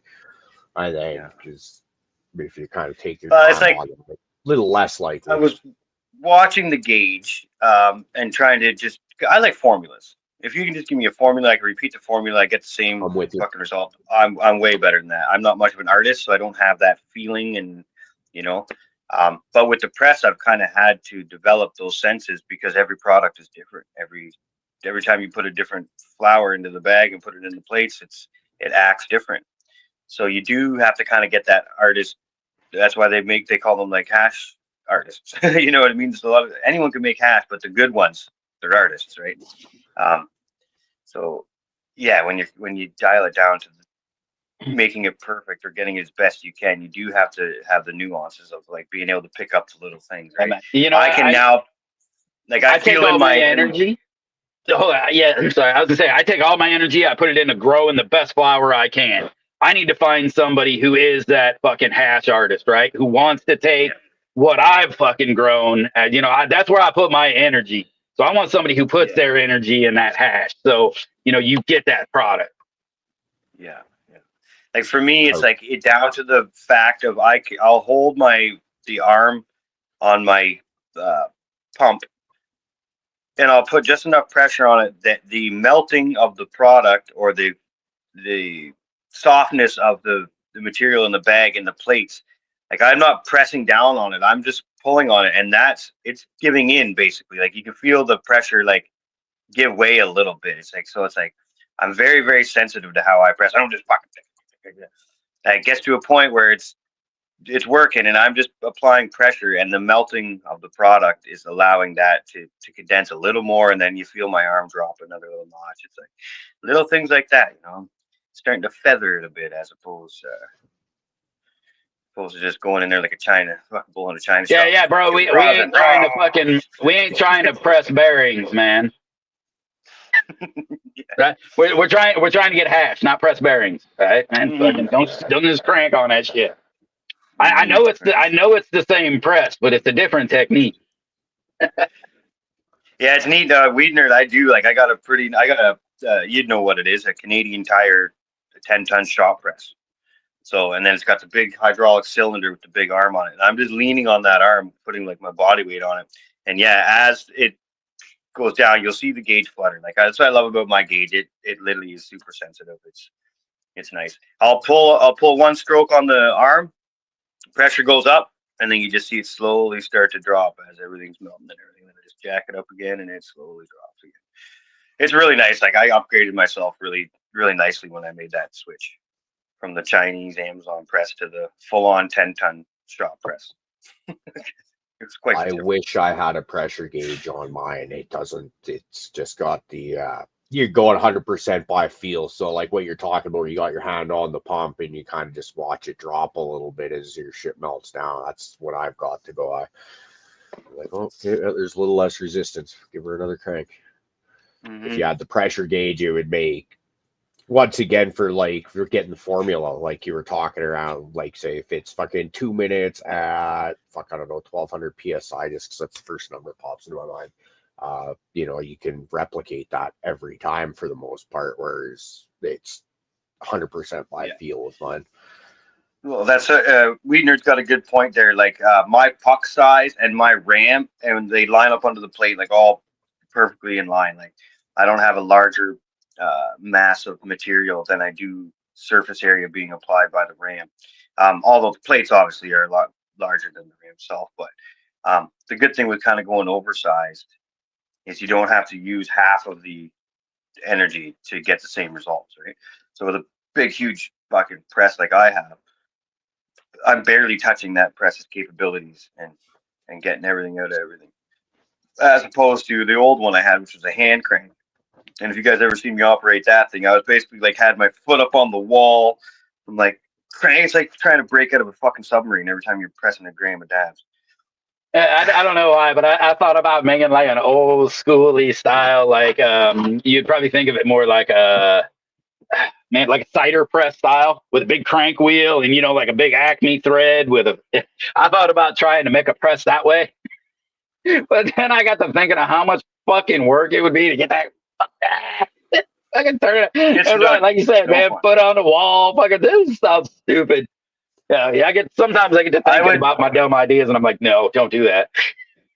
I would literally hurt myself doing it because, like, the way I'd have to I'd have to either bolt it down to a table because it's just a little unit. As soon as I apply actual force, it starts to want to lift off the table and fuck whatever, right? So it's like, you'd have one arm wrapped around it and the other holding the other side of the unit. And you're trying to fucking pull. It's like, how much pressure does my skinny little twig ass fucking actually do it? Like, Oh, applying bro, it? it'd bring the inner pipe fitter of me out. I'd do it like opening up a frozen fucking gauge. I'd go get a 48 fucking inch pipe wrench, put her on the handle, and go, all right, bitch, let's go.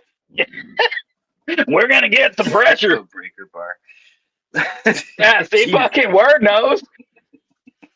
Got it done. I Though. thought about it, but it was like one day when I was like, it was really in the midst of me trying to figure out how to rework this press because I had the heat units and I had the plates. It's just the assembly itself was stupid. So I'm like, man, I need to, I'm looking around looking for, I'm a welder fabricator. I can easily build this. So I'm like, okay, well, let's start collecting, flat bar to make this thing. And then Canadian Tire, it's like $6.99 down to $2.99, 10-ton shop press, fucking gauge, cage, fucking. I'm like, take my money, thank you. I'll take that. Got home, set it up, took the old press, and it fits right. Like I was able to chop it apart, fit it in pretty nice. So maybe like a cordless fucking high torque. I was just thinking some of the silly shit there in fucking chat. Fucking Hooli said impact wrench. Yeah, but I was thinking, as soon as he said that, I thought one step higher because I thought, right, impact wrench would probably be a little bit fast. It's going to want to go fucking fast, right?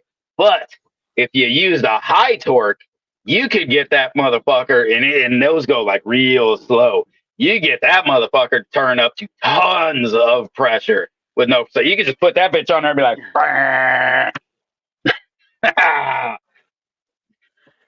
oh man. All right. I'm not going to think of dumb tools to do dumb things. That's right, T. Time to warm up the ball. That's get that. Woo!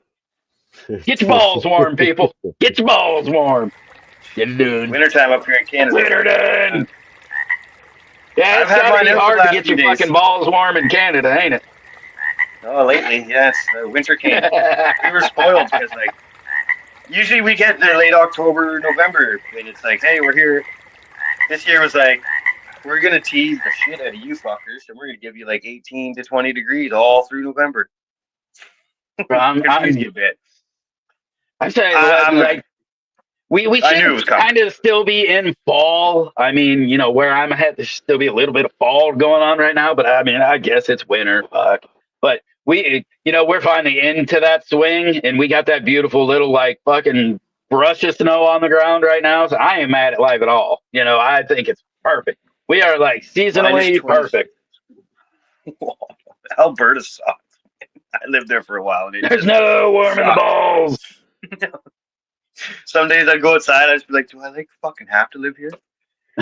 Why do I do this to myself? I know I can go somewhere else. I'll take snakes, okay? I'll take the snakes. Get me the fuck out of here. Like, well, I remember me and my buddy were looking because it was minus 50 something with the wind chill and shit. We're like, this has got to be a record. Like, let's check this out.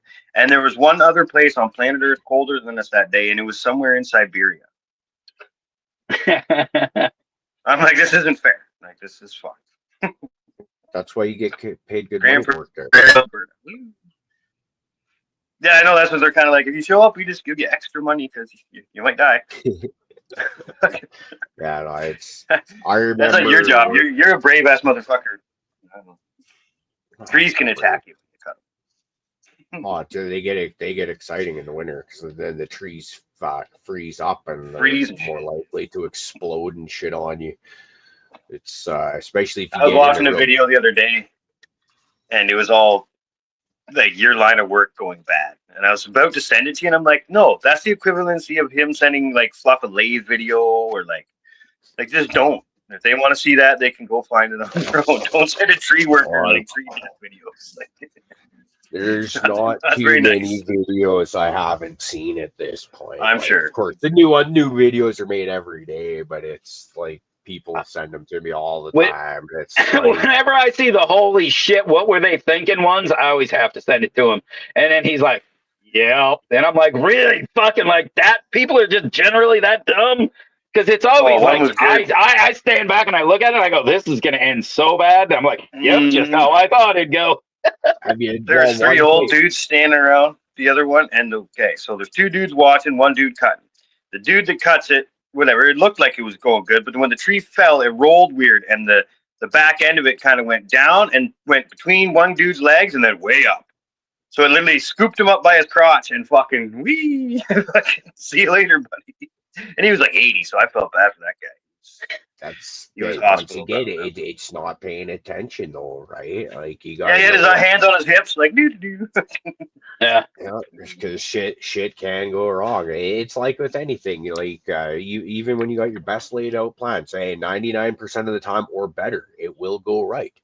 But there's always that shit happens factor, and I've done that. I've had not that happen, but like you've seen the videos where the tree will fall down and it'll fall across another one here and send some guy freaking flying like that. I've seen that. And it's just like, damn, like, yeah, you go cut that tree up there, and then when it falls across it, it can't do that because it's been cut right here, right? Boom. Trees humble me. Every time I try to fuck with a tree that's bigger than I should be fucking with, it's like Every fucking time, but it hits me with a branch or it does something to me, and I'm like, yep, nope, I'm done. Fucking Real, no. the one thing I Oh, can that's fucking, right. the best piece of advice I could offer, because all these not all, but Call most it of these fail professional. videos have one of these things that most of these fail videos have in common is a lot of these people are on a fucking ladder. Chainsaws and ladders do not fucking mix at any point in time. Don't fucking do it. Don't fucking do it. Or if you feel that you really need to do this, put a face cut before your back cut, because that's the other thing, right? They'll just cut from the top of the branch down and it'll swing. It'll catch on the uncut bark, and then it's like a pendulum, right? You've seen the one where the guy takes that in the face. Bye, ladder. Have you seen the video, the second video of the guy's face after he goes to the hospital and it's split open like the Predator's mouth, kind of from the movies? But that's Homeboy's face peeled open like that. Like, you know, whereas if you put a face cut down, that branch would have just fallen straight down, snapped off, right? But you gave it that chance for a pivot, and it's just it's once again, if you don't know, you don't know. But it just goes to show, like, you can get fucked up if you don't know what you're doing. And Oh, yeah. I like watching the welding ones too, where people are cutting high tense, like shit that's under fucking pressure, like something that's bent or like demolition. Fucking torching has got to be one of the scariest things to do because you really don't know what's holding what or where what. You know what I mean? That's when you get them fucking torches that are as long as a human body. Oh, yeah. Sitting there like, oh yeah. you'll have But buddy that's nothing. like grinding and standing on top of an old fuel barrel or something like that. That's fucking venting or whatever, right? And these like, And nothing's worse than going into one of those and they say, all right, all you got to do is cut here, you know, the fucking, you know, we're cutting in between supports. And everybody just goes, oh, okay, we're cutting in between supports, let it rip. And then the whole thing just hits the ground because the supports have been long fucking gone, but no one actually paid attention to the, you know, it looks like a bolt head's there, but there's no bolt inside that fucking wall anymore. That thing's been going like this for years. That's why they're fucking cutting it all out, you know? Yeah. Oh yeah. Yeah. Oh yeah. Some people- We got a crazy guy like that on panel. What? Huh? Live gas line welder. Oh, fucking dude, I love live gas line welding. That shit. You want to talk about something that'll fucking get you ready for a day, boy. Whew. That shit is ready to go, man. I mean, Well, I seen a good picture the other day, Fluff. It was a bunch of flanges welded together, and it was like, oh, don't worry, boss man, you won't get any leaks from there anymore. I'm like, oh. I let somebody fucking tell me to do that once. And you know what ended up happening? Exactly what I thought was going to happen. I was the guy who had to come back and maintenance the pipe. Yeah, like years fucking later. I was never again did anybody ever fucking let me talk into that. A bolt never gets fucking welded. Never. Yeah. Good times.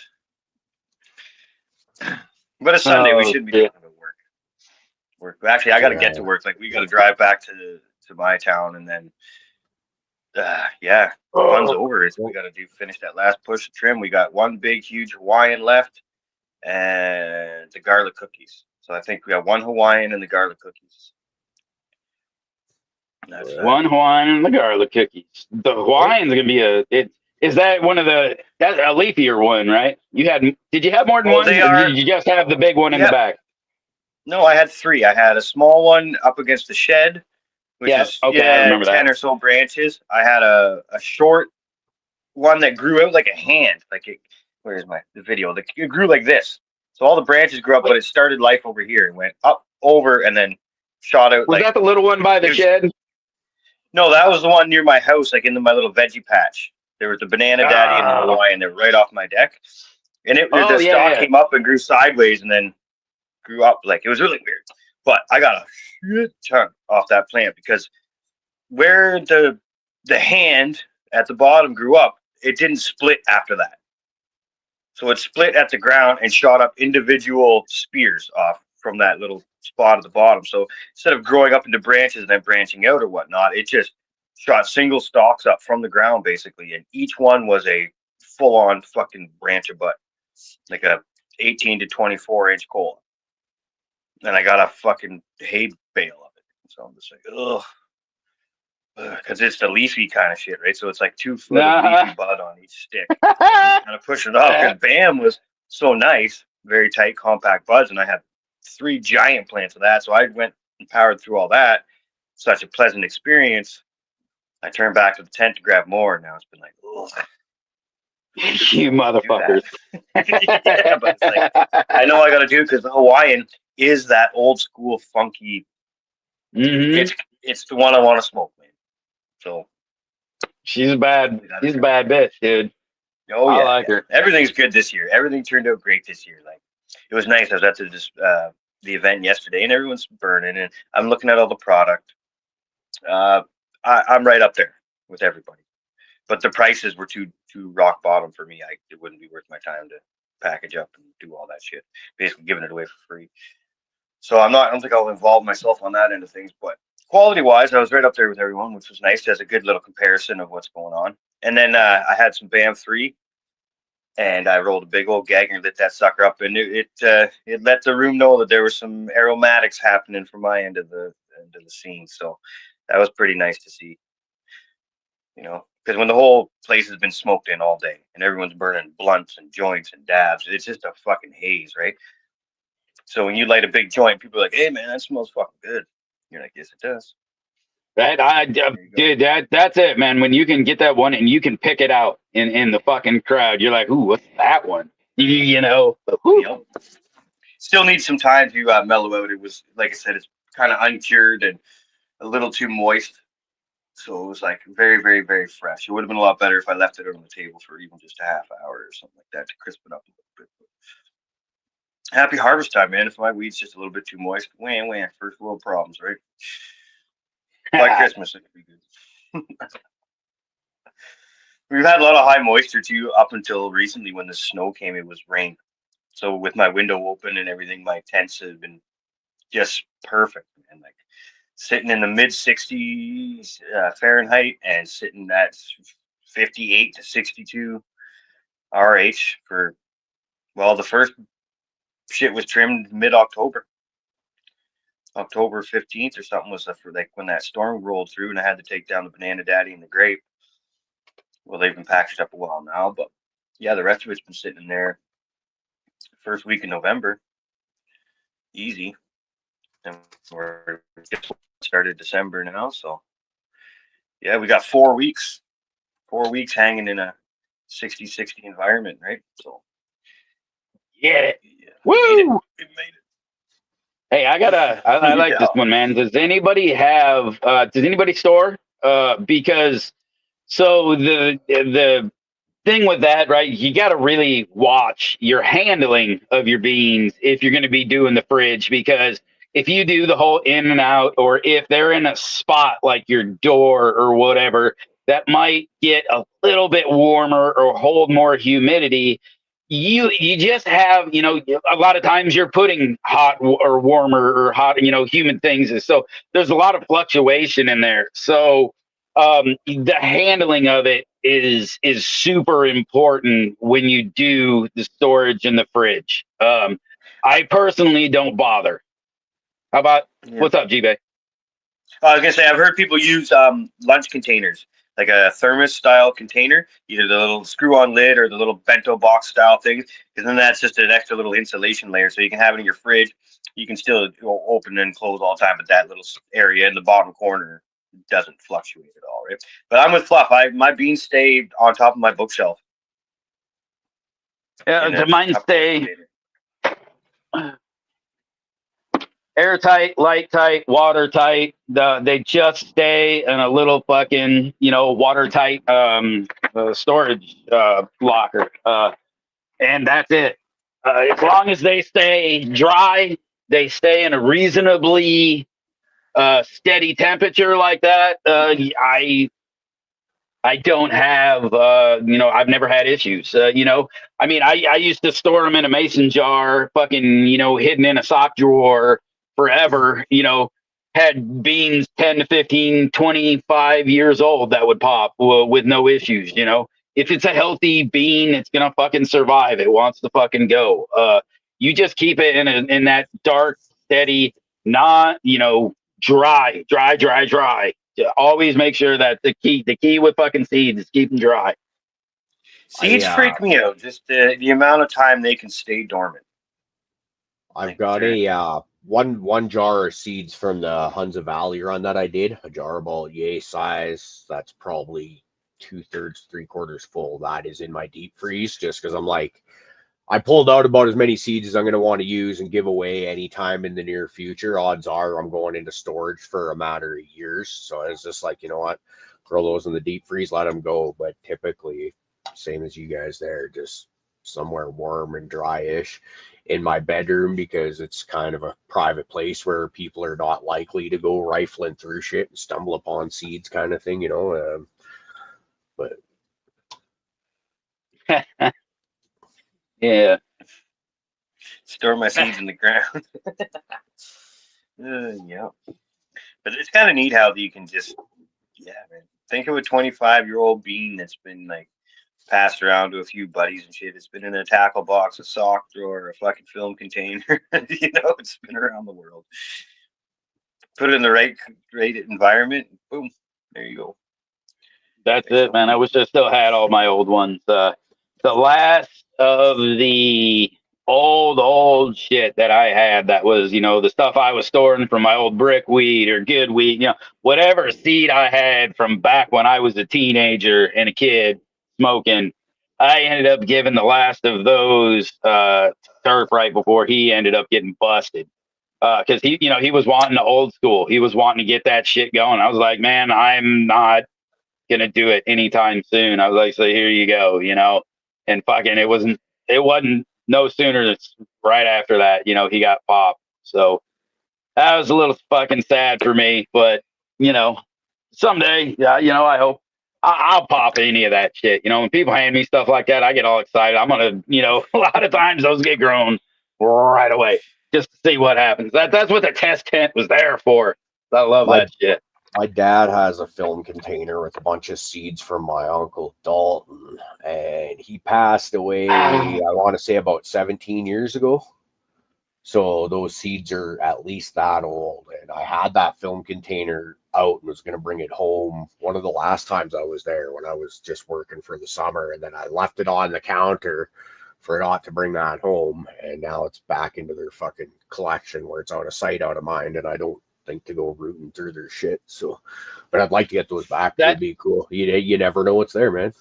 That actually really reminded me, because I wanted to ask, when you had mentioned it earlier, was that you said you were looking into starting to work the Dalton's Pond some more. And that brings it to F4, I believe you said, next run. So I was just, what was your process when you go through your F4? Is this going to be more of just an open, keep it going the way it is? Or are you really going to be hunting through that for something that you really want going forward? I'm looking to narrow it down to one specific pheno. So, or maybe two, but it'll be running two different lines off it, kind of, right? If there's two phenos I like, you know what I mean? Okay. There's a certain violator smell and terps that I am looking to have in there as a part of that, because I feel that they're different than anything else I've really smelt anywhere else. But I feel like they'd pair up really good with things like cheesy stuff, anything fruity, cheesy, because it's got a bit of that to it, fuel, and I just I love that shit, and then the way it makes me feel, et cetera, et cetera. So we're gonna fuck with that. But like once that's my intended direction, I want to go with it. We're looking at structure and a few other variations in there as well. But if there's another pheno in there and you're just like, wow, this isn't what I was looking for, but this is cool as well, we'll end up running that one too. It's just like, here's just by happenstance, I have these are Dalton's Pond number 6 F3s, and they're kind of the fruity cheesy pheno. This is not the route that I'm looking to go. But I was like, when I found that pheno in there, I was like, whoa, that's cool. That's not what I was looking for, but I like that. Maybe I want to play with that in the future. So there's a chance that I could go and make a set of Dalton's Pond F4s that are completely different than the ones that I'm thinking about and wanting to go around here in the near future. Because right here is my jar of Dalton's Pond F3s, and these are the Violator Terps right there. That's the jar that I want to go. And once again, cheers, Dankman Dan. Good morning to you, brother. I like Sniff. I can't thank him enough for the Sniffleizer 3000, because these seeds wouldn't even be here. They'd probably be sitting in a bag all with the crumbled up green plant matter and stuff in there too. And me looking at it going, I don't know if I ever want to, because these plants, I did something wrong and they died younger than I wanted to. And I was really worried about the viability of them. And, but once I was able to sort through those, remove all the green plant matter and stuff through the Sniffleizer, I realized I actually do have a few seeds that I can run there. And also, that's another thing, seed increase, because that's not very many seeds. Like, I think I ran about 10 or 15 seeds a year or two ago when these were originally made. And other than that, there's not much there. I need lots. So for you, there's something there with that Violator that really pops out. That's what you want to go forward with. Yeah, I feel like, yeah, medicinally and like aromatically, it's just like, yeah, that's a winner. And when you hear people talk about the Dalton's Pond strains that they have run, where a lot of y'all know it as the Violator cross or whatever like that, it's the same thing, I promise you. They all say there's that weird smell to it. There's that weird funky smell, and I'm pretty sure that's kind of the Violator end that you're looking at. I'm guessing. I've heard Noob describe it as junipers or juniper berries, and I'm like, yeah, I can kind of see that. It's weird. I just think the offspring will be crazy. That's funny. Dankless Dan for a bit now. He says he's gonna pop some new beans. That shouldn't be a thing, Dan. All you got to do is reach out, brother. Yeah. We don't have Dankless. No Dankless. Make sure you got big mailboxes though. Anytime I've ever like requested a little assistance, it comes in forms of assistance. That's it. If you've been talking with Hooli, it comes in waves. He'll send you like one package, and then a month later another. And Okay. thought we had an emergency there. Thanks for the clarifications there, Oh, Dan. yeah, right. So what you getting ready to throw down, Dan? What beans are you thinking? So, anyway. Heck yeah. Yeah, shout out to this Yokan device, man. This thing's pretty dope. Oh, that was something I was dicking with just a little earlier, because we were talking a little bit about the fucking temperature. So I went up and I grabbed not temperatures, but the moisture. So I went up and I grabbed my little fucking moisture meter. I'm not sure where dried is, where that standard of, what it's supposed to be. I thought it was like 7% or something like that. But my dried here was reading somewhere like 7.5%. And then my wet shit in the room is 25.9%. So that would be 9 to 13. Yeah, because that does feel dry as shit. So that would make sense. Cool. Alcohol swab. But anyway, so that would be one that'll be interesting. I think I want to try that. Like we were talking, when we go through the room, You know, I do the kind of same thing as you. I'll do the stem snap, see how the stem feels, see if it feels nice and dry. Then I'll go, I'll check one of those mid buds, about halfway up the stalk. That's not fucking, one of the super small popcorns because it's going to be a little dry already. But something that's not the top because I don't want to be squeezing all over my shit. So then I'll give that a little squeeze and see if it's got a little bit of sponginess to it. Sometimes you got those rock hard ones. You just fucking rock no matter what. But yeah, when you get that little bit and you're like, all right, the stems snap, but there's a little bit of something here, and then you feel the fucking sugar leaves, and they're feeling good. They're dry, right? They feel like they want to kind of give way. They're not nice. They don't feel like it could be a plant. So, they feel fucking dry. So as soon as those sugar leaves start doing that, that's good too. Or those are all things I look at. So I think I'm gonna. If you have an uneven, once you seal it, it'll all balance out. Say like if you're drying somewhere and it's a little too much breeze or something, so your stalks are still juicy and kind of bendy, but the actual bud itself is drying out way too fast. Well, there's a point in time where after dealing with that enough, you'll be able to know when to pull that and seal it and have the moisture redistribute evenly throughout all the material. So if you're having an issue where, like, say you're trying to dry but you have draft, or something's happening and one part of the dry is not happening at the same time as the other, whatever it may be, you can seal it up at one point where that stuff that's kind of gotten too dry will re-moisturize itself with the other biomass that still has the moisture in it. It's the heat, man, that kills you. The heat is what kills you. The drying fast will get you too, because locks in some stuff before it has a chance to escape properly. But it's the heat that gets you majorly. Like in my room downstairs where I'm drying, if I come home and say my humidifiers have ran out and my parents have the heat jack and the wind's not blowing in the right direction and the wind's not coming through my windows and putting that cold breeze into the corridor there, I'm up to 71, 72 degrees. I can smell it. Yeah. Like when the heat rises in the dry area, I can smell it. And you know what that is? That's the terpenes leaving. Bye. Got the suitcase walking with the door. Yeah, those are your volatile terps. Like I said, if you can smell them, they leaving. Yeah, so it's like, shitty, but it is what it is, right? So I gotta do the best of both worlds. I try to keep it, moist and as cool as I can, but sometimes I can't. So, it is what it is. Yeah.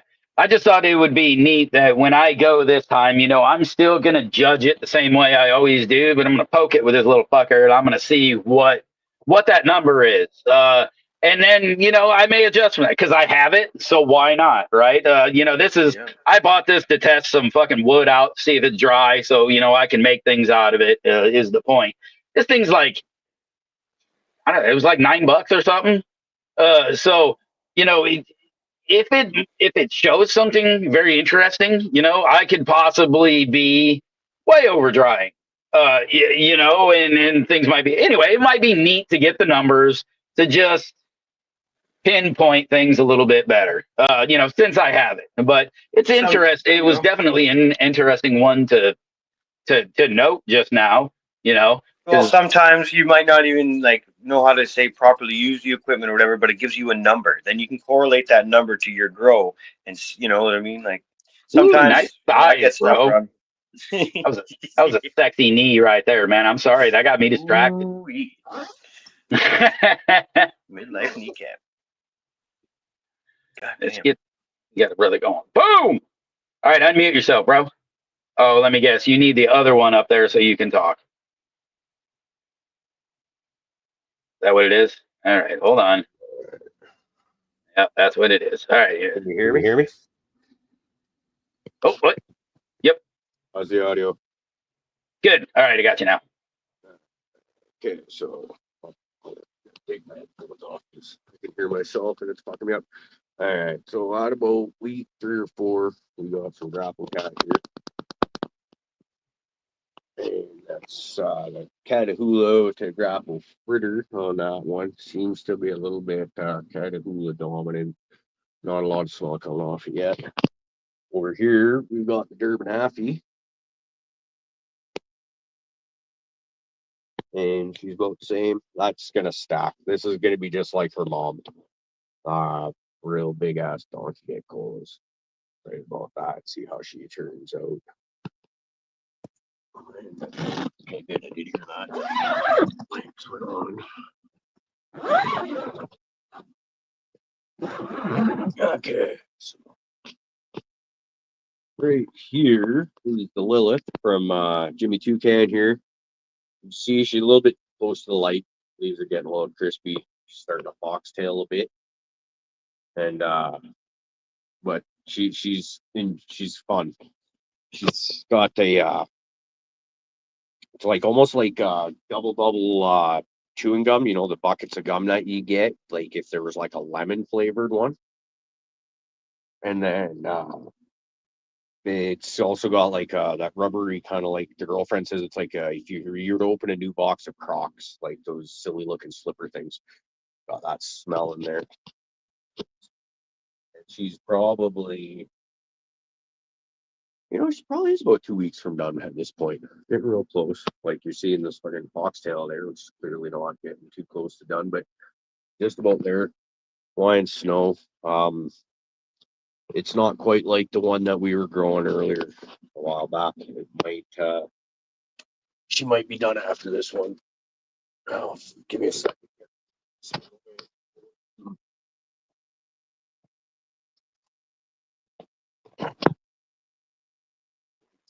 You get that playing the fluffy chokehold. So this is the investment dog, which is the stock market by Dog Walker. Tyler over at Family Tree Seeds. Number 2 pheno. This one's a little bit shorter, a little bit squatter. Seems to really want to pump. And then over here is our number 2 pheno. What number did I say that? Did I give it a number? This one definitely number 2. This is the one that had the fuel on the stem rail before I even flipped it. It's not quite as high in the sex appeal, but I honestly find a lot of the times the ones with the that the most sex appeal aren't as good as the ones that do. Excited. About another week and a half, and then we'll cut both those ladies down. Very nice. So what are we growing with right now? We're using a line called Innovating Plant Products. It's a 3-part nutrient system. And we're using a whole bunch of the added bottles that you don't actually need, but we happen to have. So Oh, you're doing the play around, huh? Seeing what you He got all this. so you're doing the play around. You're wanting to try some of the bottles, see what happens. See, so I need to get to consistency and get back to that, because me fucking around breeding projects and stuff like that, and then I'm better with a bottle system because it's kind of plug and play, right? It's hard to fuck that up. I'm better at doing that than I am with organics. So till we can get our shit caught up and on point again, and then we'll start fucking with the organics once again, because that's where we want to be. But it's what we need to be doing for the time being, or that's how I feel. The girlfriend appreciates it because it's less funny smells and stuff like that too. A little bit cleaner, a lot of it cleaner. So she's more of a fan of the cleaner types of. So you've been outspoken for years. You like that dirty, funky, rotten, weird. You enjoy that stuff. So she's kind of not the same. Now, is she more in the like limey fresh, or just not as funky? She's into funky smells and stuff, just not in the growing media. Yeah, just in the media. Oh, I got what you're saying. Oh, I thought you was meaning like some weed. Yeah, no, she'll get down with some dank. I don't honestly know if she has a preference as to like say the halitosis terps or like a fruity or a fuel. I think she just kind of likes it all, whatever's doing her right sort of thing. Because it is one of those things. Anytime I've tried to get her to like, okay, well, what's the one that you like? And she's usually, well, I don't know, well, maybe that one, I suppose. Right? Doesn't, I like it all. All right. 100% big word, no fish poop. There was one time I remember this very vividly. We go into our local feed store and they had the Alaskan fish fertilizer that we've all seen in our stores at some point, and I go to, and like before I could even touch it, she says like, no, Not a fucking. yeah. Okay. So it's like I said, it's one of those. I like the organics is where I want to be. It's and all that, but I do have that ADHD mind where I like to do a little bit of everything. So but this gets me less yelled at, right? Like it's all fun. It's all fun. Gardening is, it's kind of. I see my mind is rambling here, but just fucking fun, man. Well, I compare it to it's like Ford or Chevy, Still or Husqvarna in my work world, Miller or Lincoln maybe in your the welding world kind of thing. Like they each maybe have something that's a little bit different that you might cause you to like one over the other. But at the end of the day, a good operator is going to get it done with either one. Give me the fucking tool for the job and I'm going to get it done, Right. And I feel like gardening is the kind of the same thing right now. I'm not saying I'm a great gardener because you just heard me say I'm better with the bottles than I am the organics, but I can grow some serious dank with the organics. Don't get me wrong. It's just for maximizing, my yields and stuff like that. This is where I've got to go for all that. And it's like I said, the old lady's happier because it's less stinky. Less bugs actually is one of the huge things. Is I guess I didn't realize that when we had the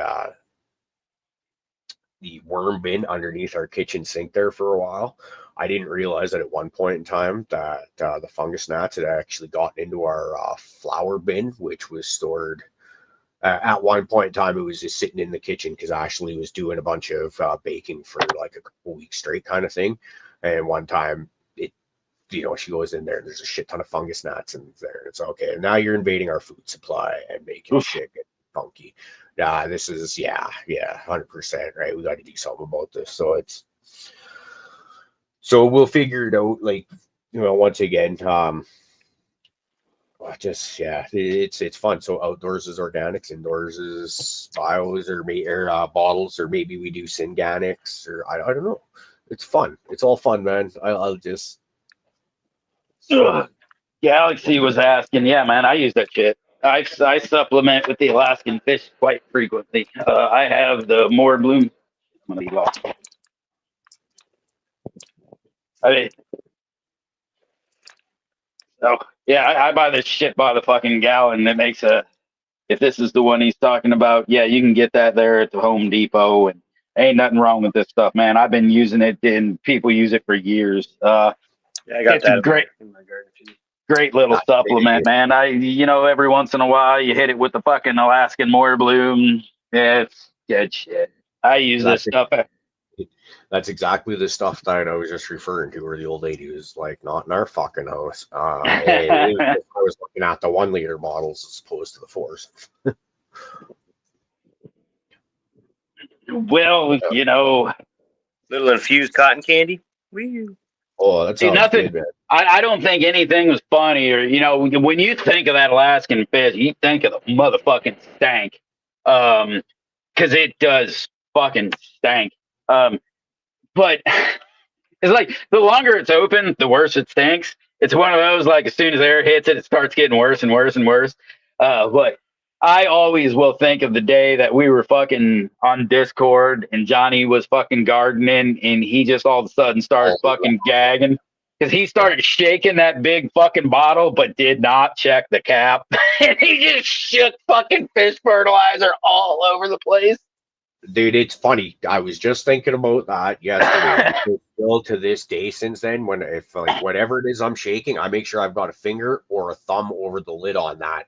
So even if it's not fucking on there tight, it's you ain't getting that explosion going on because that's the one thing I use is it's called Black Storm, and it's a humic acid additive, and this shit is dark like ink when you put it in the water, right? Like it looks like you took a thing of ink, and it's fun to watch. I enjoy it, but if you were to shake that and the lid come off and get that all over the house, you ain't getting that blackout, man. That's staying.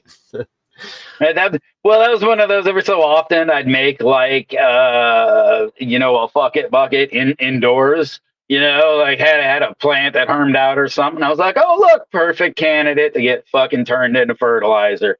So I'd make that shit, and then right when it's prime, give it to the yeah. It's one of those you just don't. Fuck. You do everything you can to make sure it goes directly in the soil and nowhere fucking else. Because even the worst part is, man, even kind of when you fucking like you said, if you're using a small bottle or something, you use thumb to plug it up, dude. Thumb, you ain't getting that fucking smell out of that skin for at least 3, 4, 5 fucking washes. It takes a hot minute for that. Yeah, I had to replace a full sectional coach. What? All right, wait, gotta hear this one. Oh, Rue, the super husky that can take anything and open, like, she can open stuff where you need opposable thumbs generally to do so, and like not make a mess. Like she's had a Gatorade powder jug open before, with like the lid off and everything, not a bit of powder spilled. Other shit like that. She's had my blood meal out. She's had my all-purpose Gaia Green stuff ripped apart.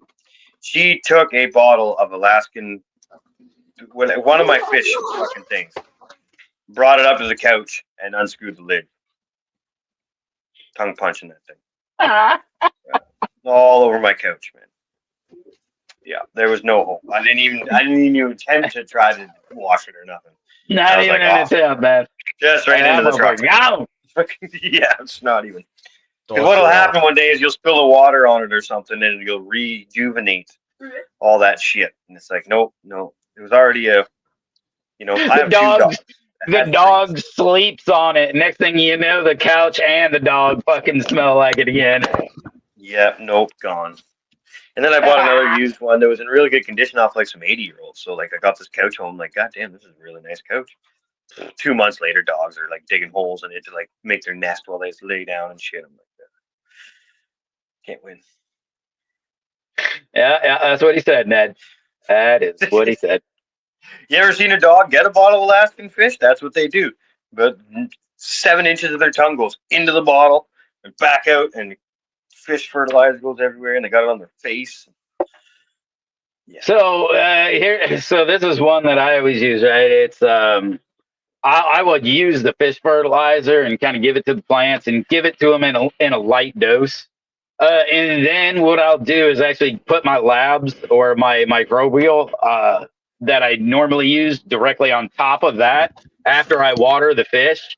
And dude, it's usually within an hour or two, you can't smell that fish anymore. Like it's gone. So I've always liked to put my microbials over the top of any of those stanky things to help with that, something like that smell. Because when I've got the bed all mulched up and things like that, I don't move the damn mulch to fucking water. I water through the mulch. So that's when you will have things like, especially if you're using like a fish product or something, they probably properly, if you don't want to smell it, you just lift your mulch, water down, put your mulch back down, it'll cover it up. But I'm too fucking lazy for that shit. And eventually I want the mulch to break down anyway. So it'll be fertilizer. It just also, so that's where I noticed the microbial products really help with deal with the smell also, specifically the labs for whatever reason help. Maybe they're just breaking down the first thing they do is break down the things that make the smell. I'm not sure, but so that's my process to help deal with the smell anyway. So, put stinky stuff on, then put the fucking microbials on top of that. But sometimes your microbials are your stinkies. Like I got some stuff from Miles, that fermented plant extract, which one was it? Comfrey. man, that fucking shit stinks. But but within an hour, that sulfur smell is usually gone. That it's got right now. So Could I please interrupt for a second here? And I'd like to point out that 2 cents, what you do with a jar of peanut butter and your dog is your business and does not belong in our live chat, please. Inappropriate. All right, Fluff, as you were. oh, I was done. That was done. Perfect. Okay. Well, in that perfect time, or that case of that can't fucking talk. It looks like it's about that time. That's all, folks. I think so. Let's get on with it. Thanks everybody for hanging out with us this morning. Y'all are awesome. We love you. Y'all very much. See you all Tuesday night. We got Marcus Ringley and Sandra Pico joining us. We'll get back to the all the time.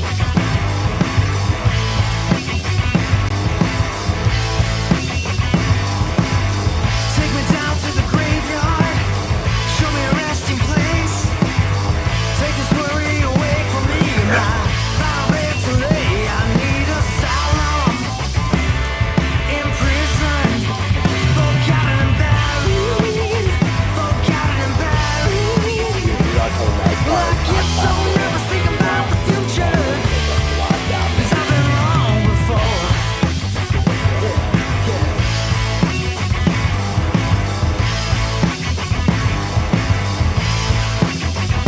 Heaven never warned you of the joys of hell.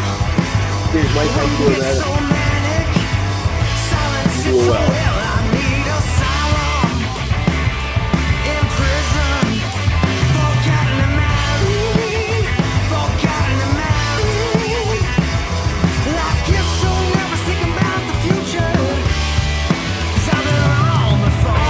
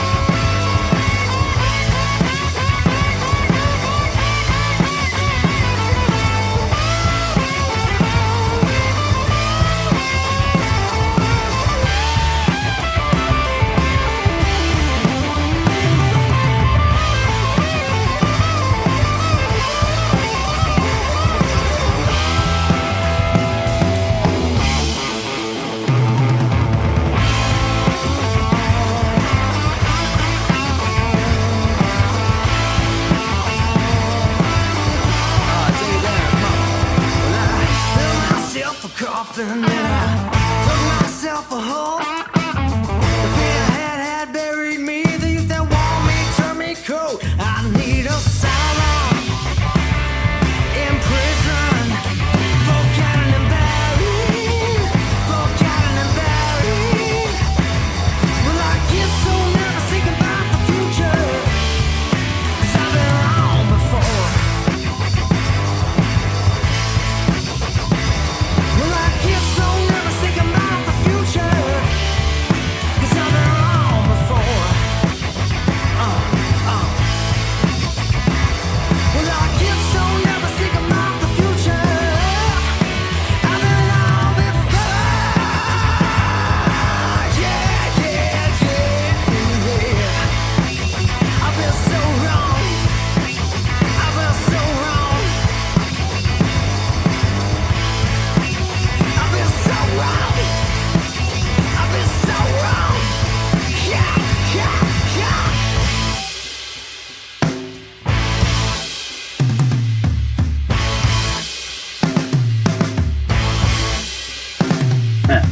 For every one of these pom poms, we need to put like a tab frog and just rip it.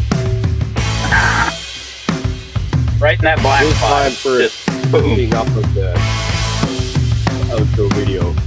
I don't. You don't even got RTP going on there. You see it,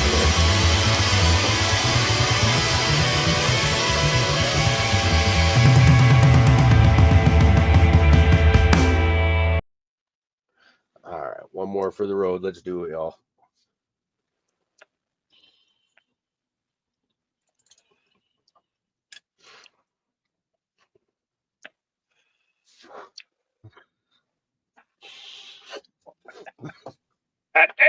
some good hot balls.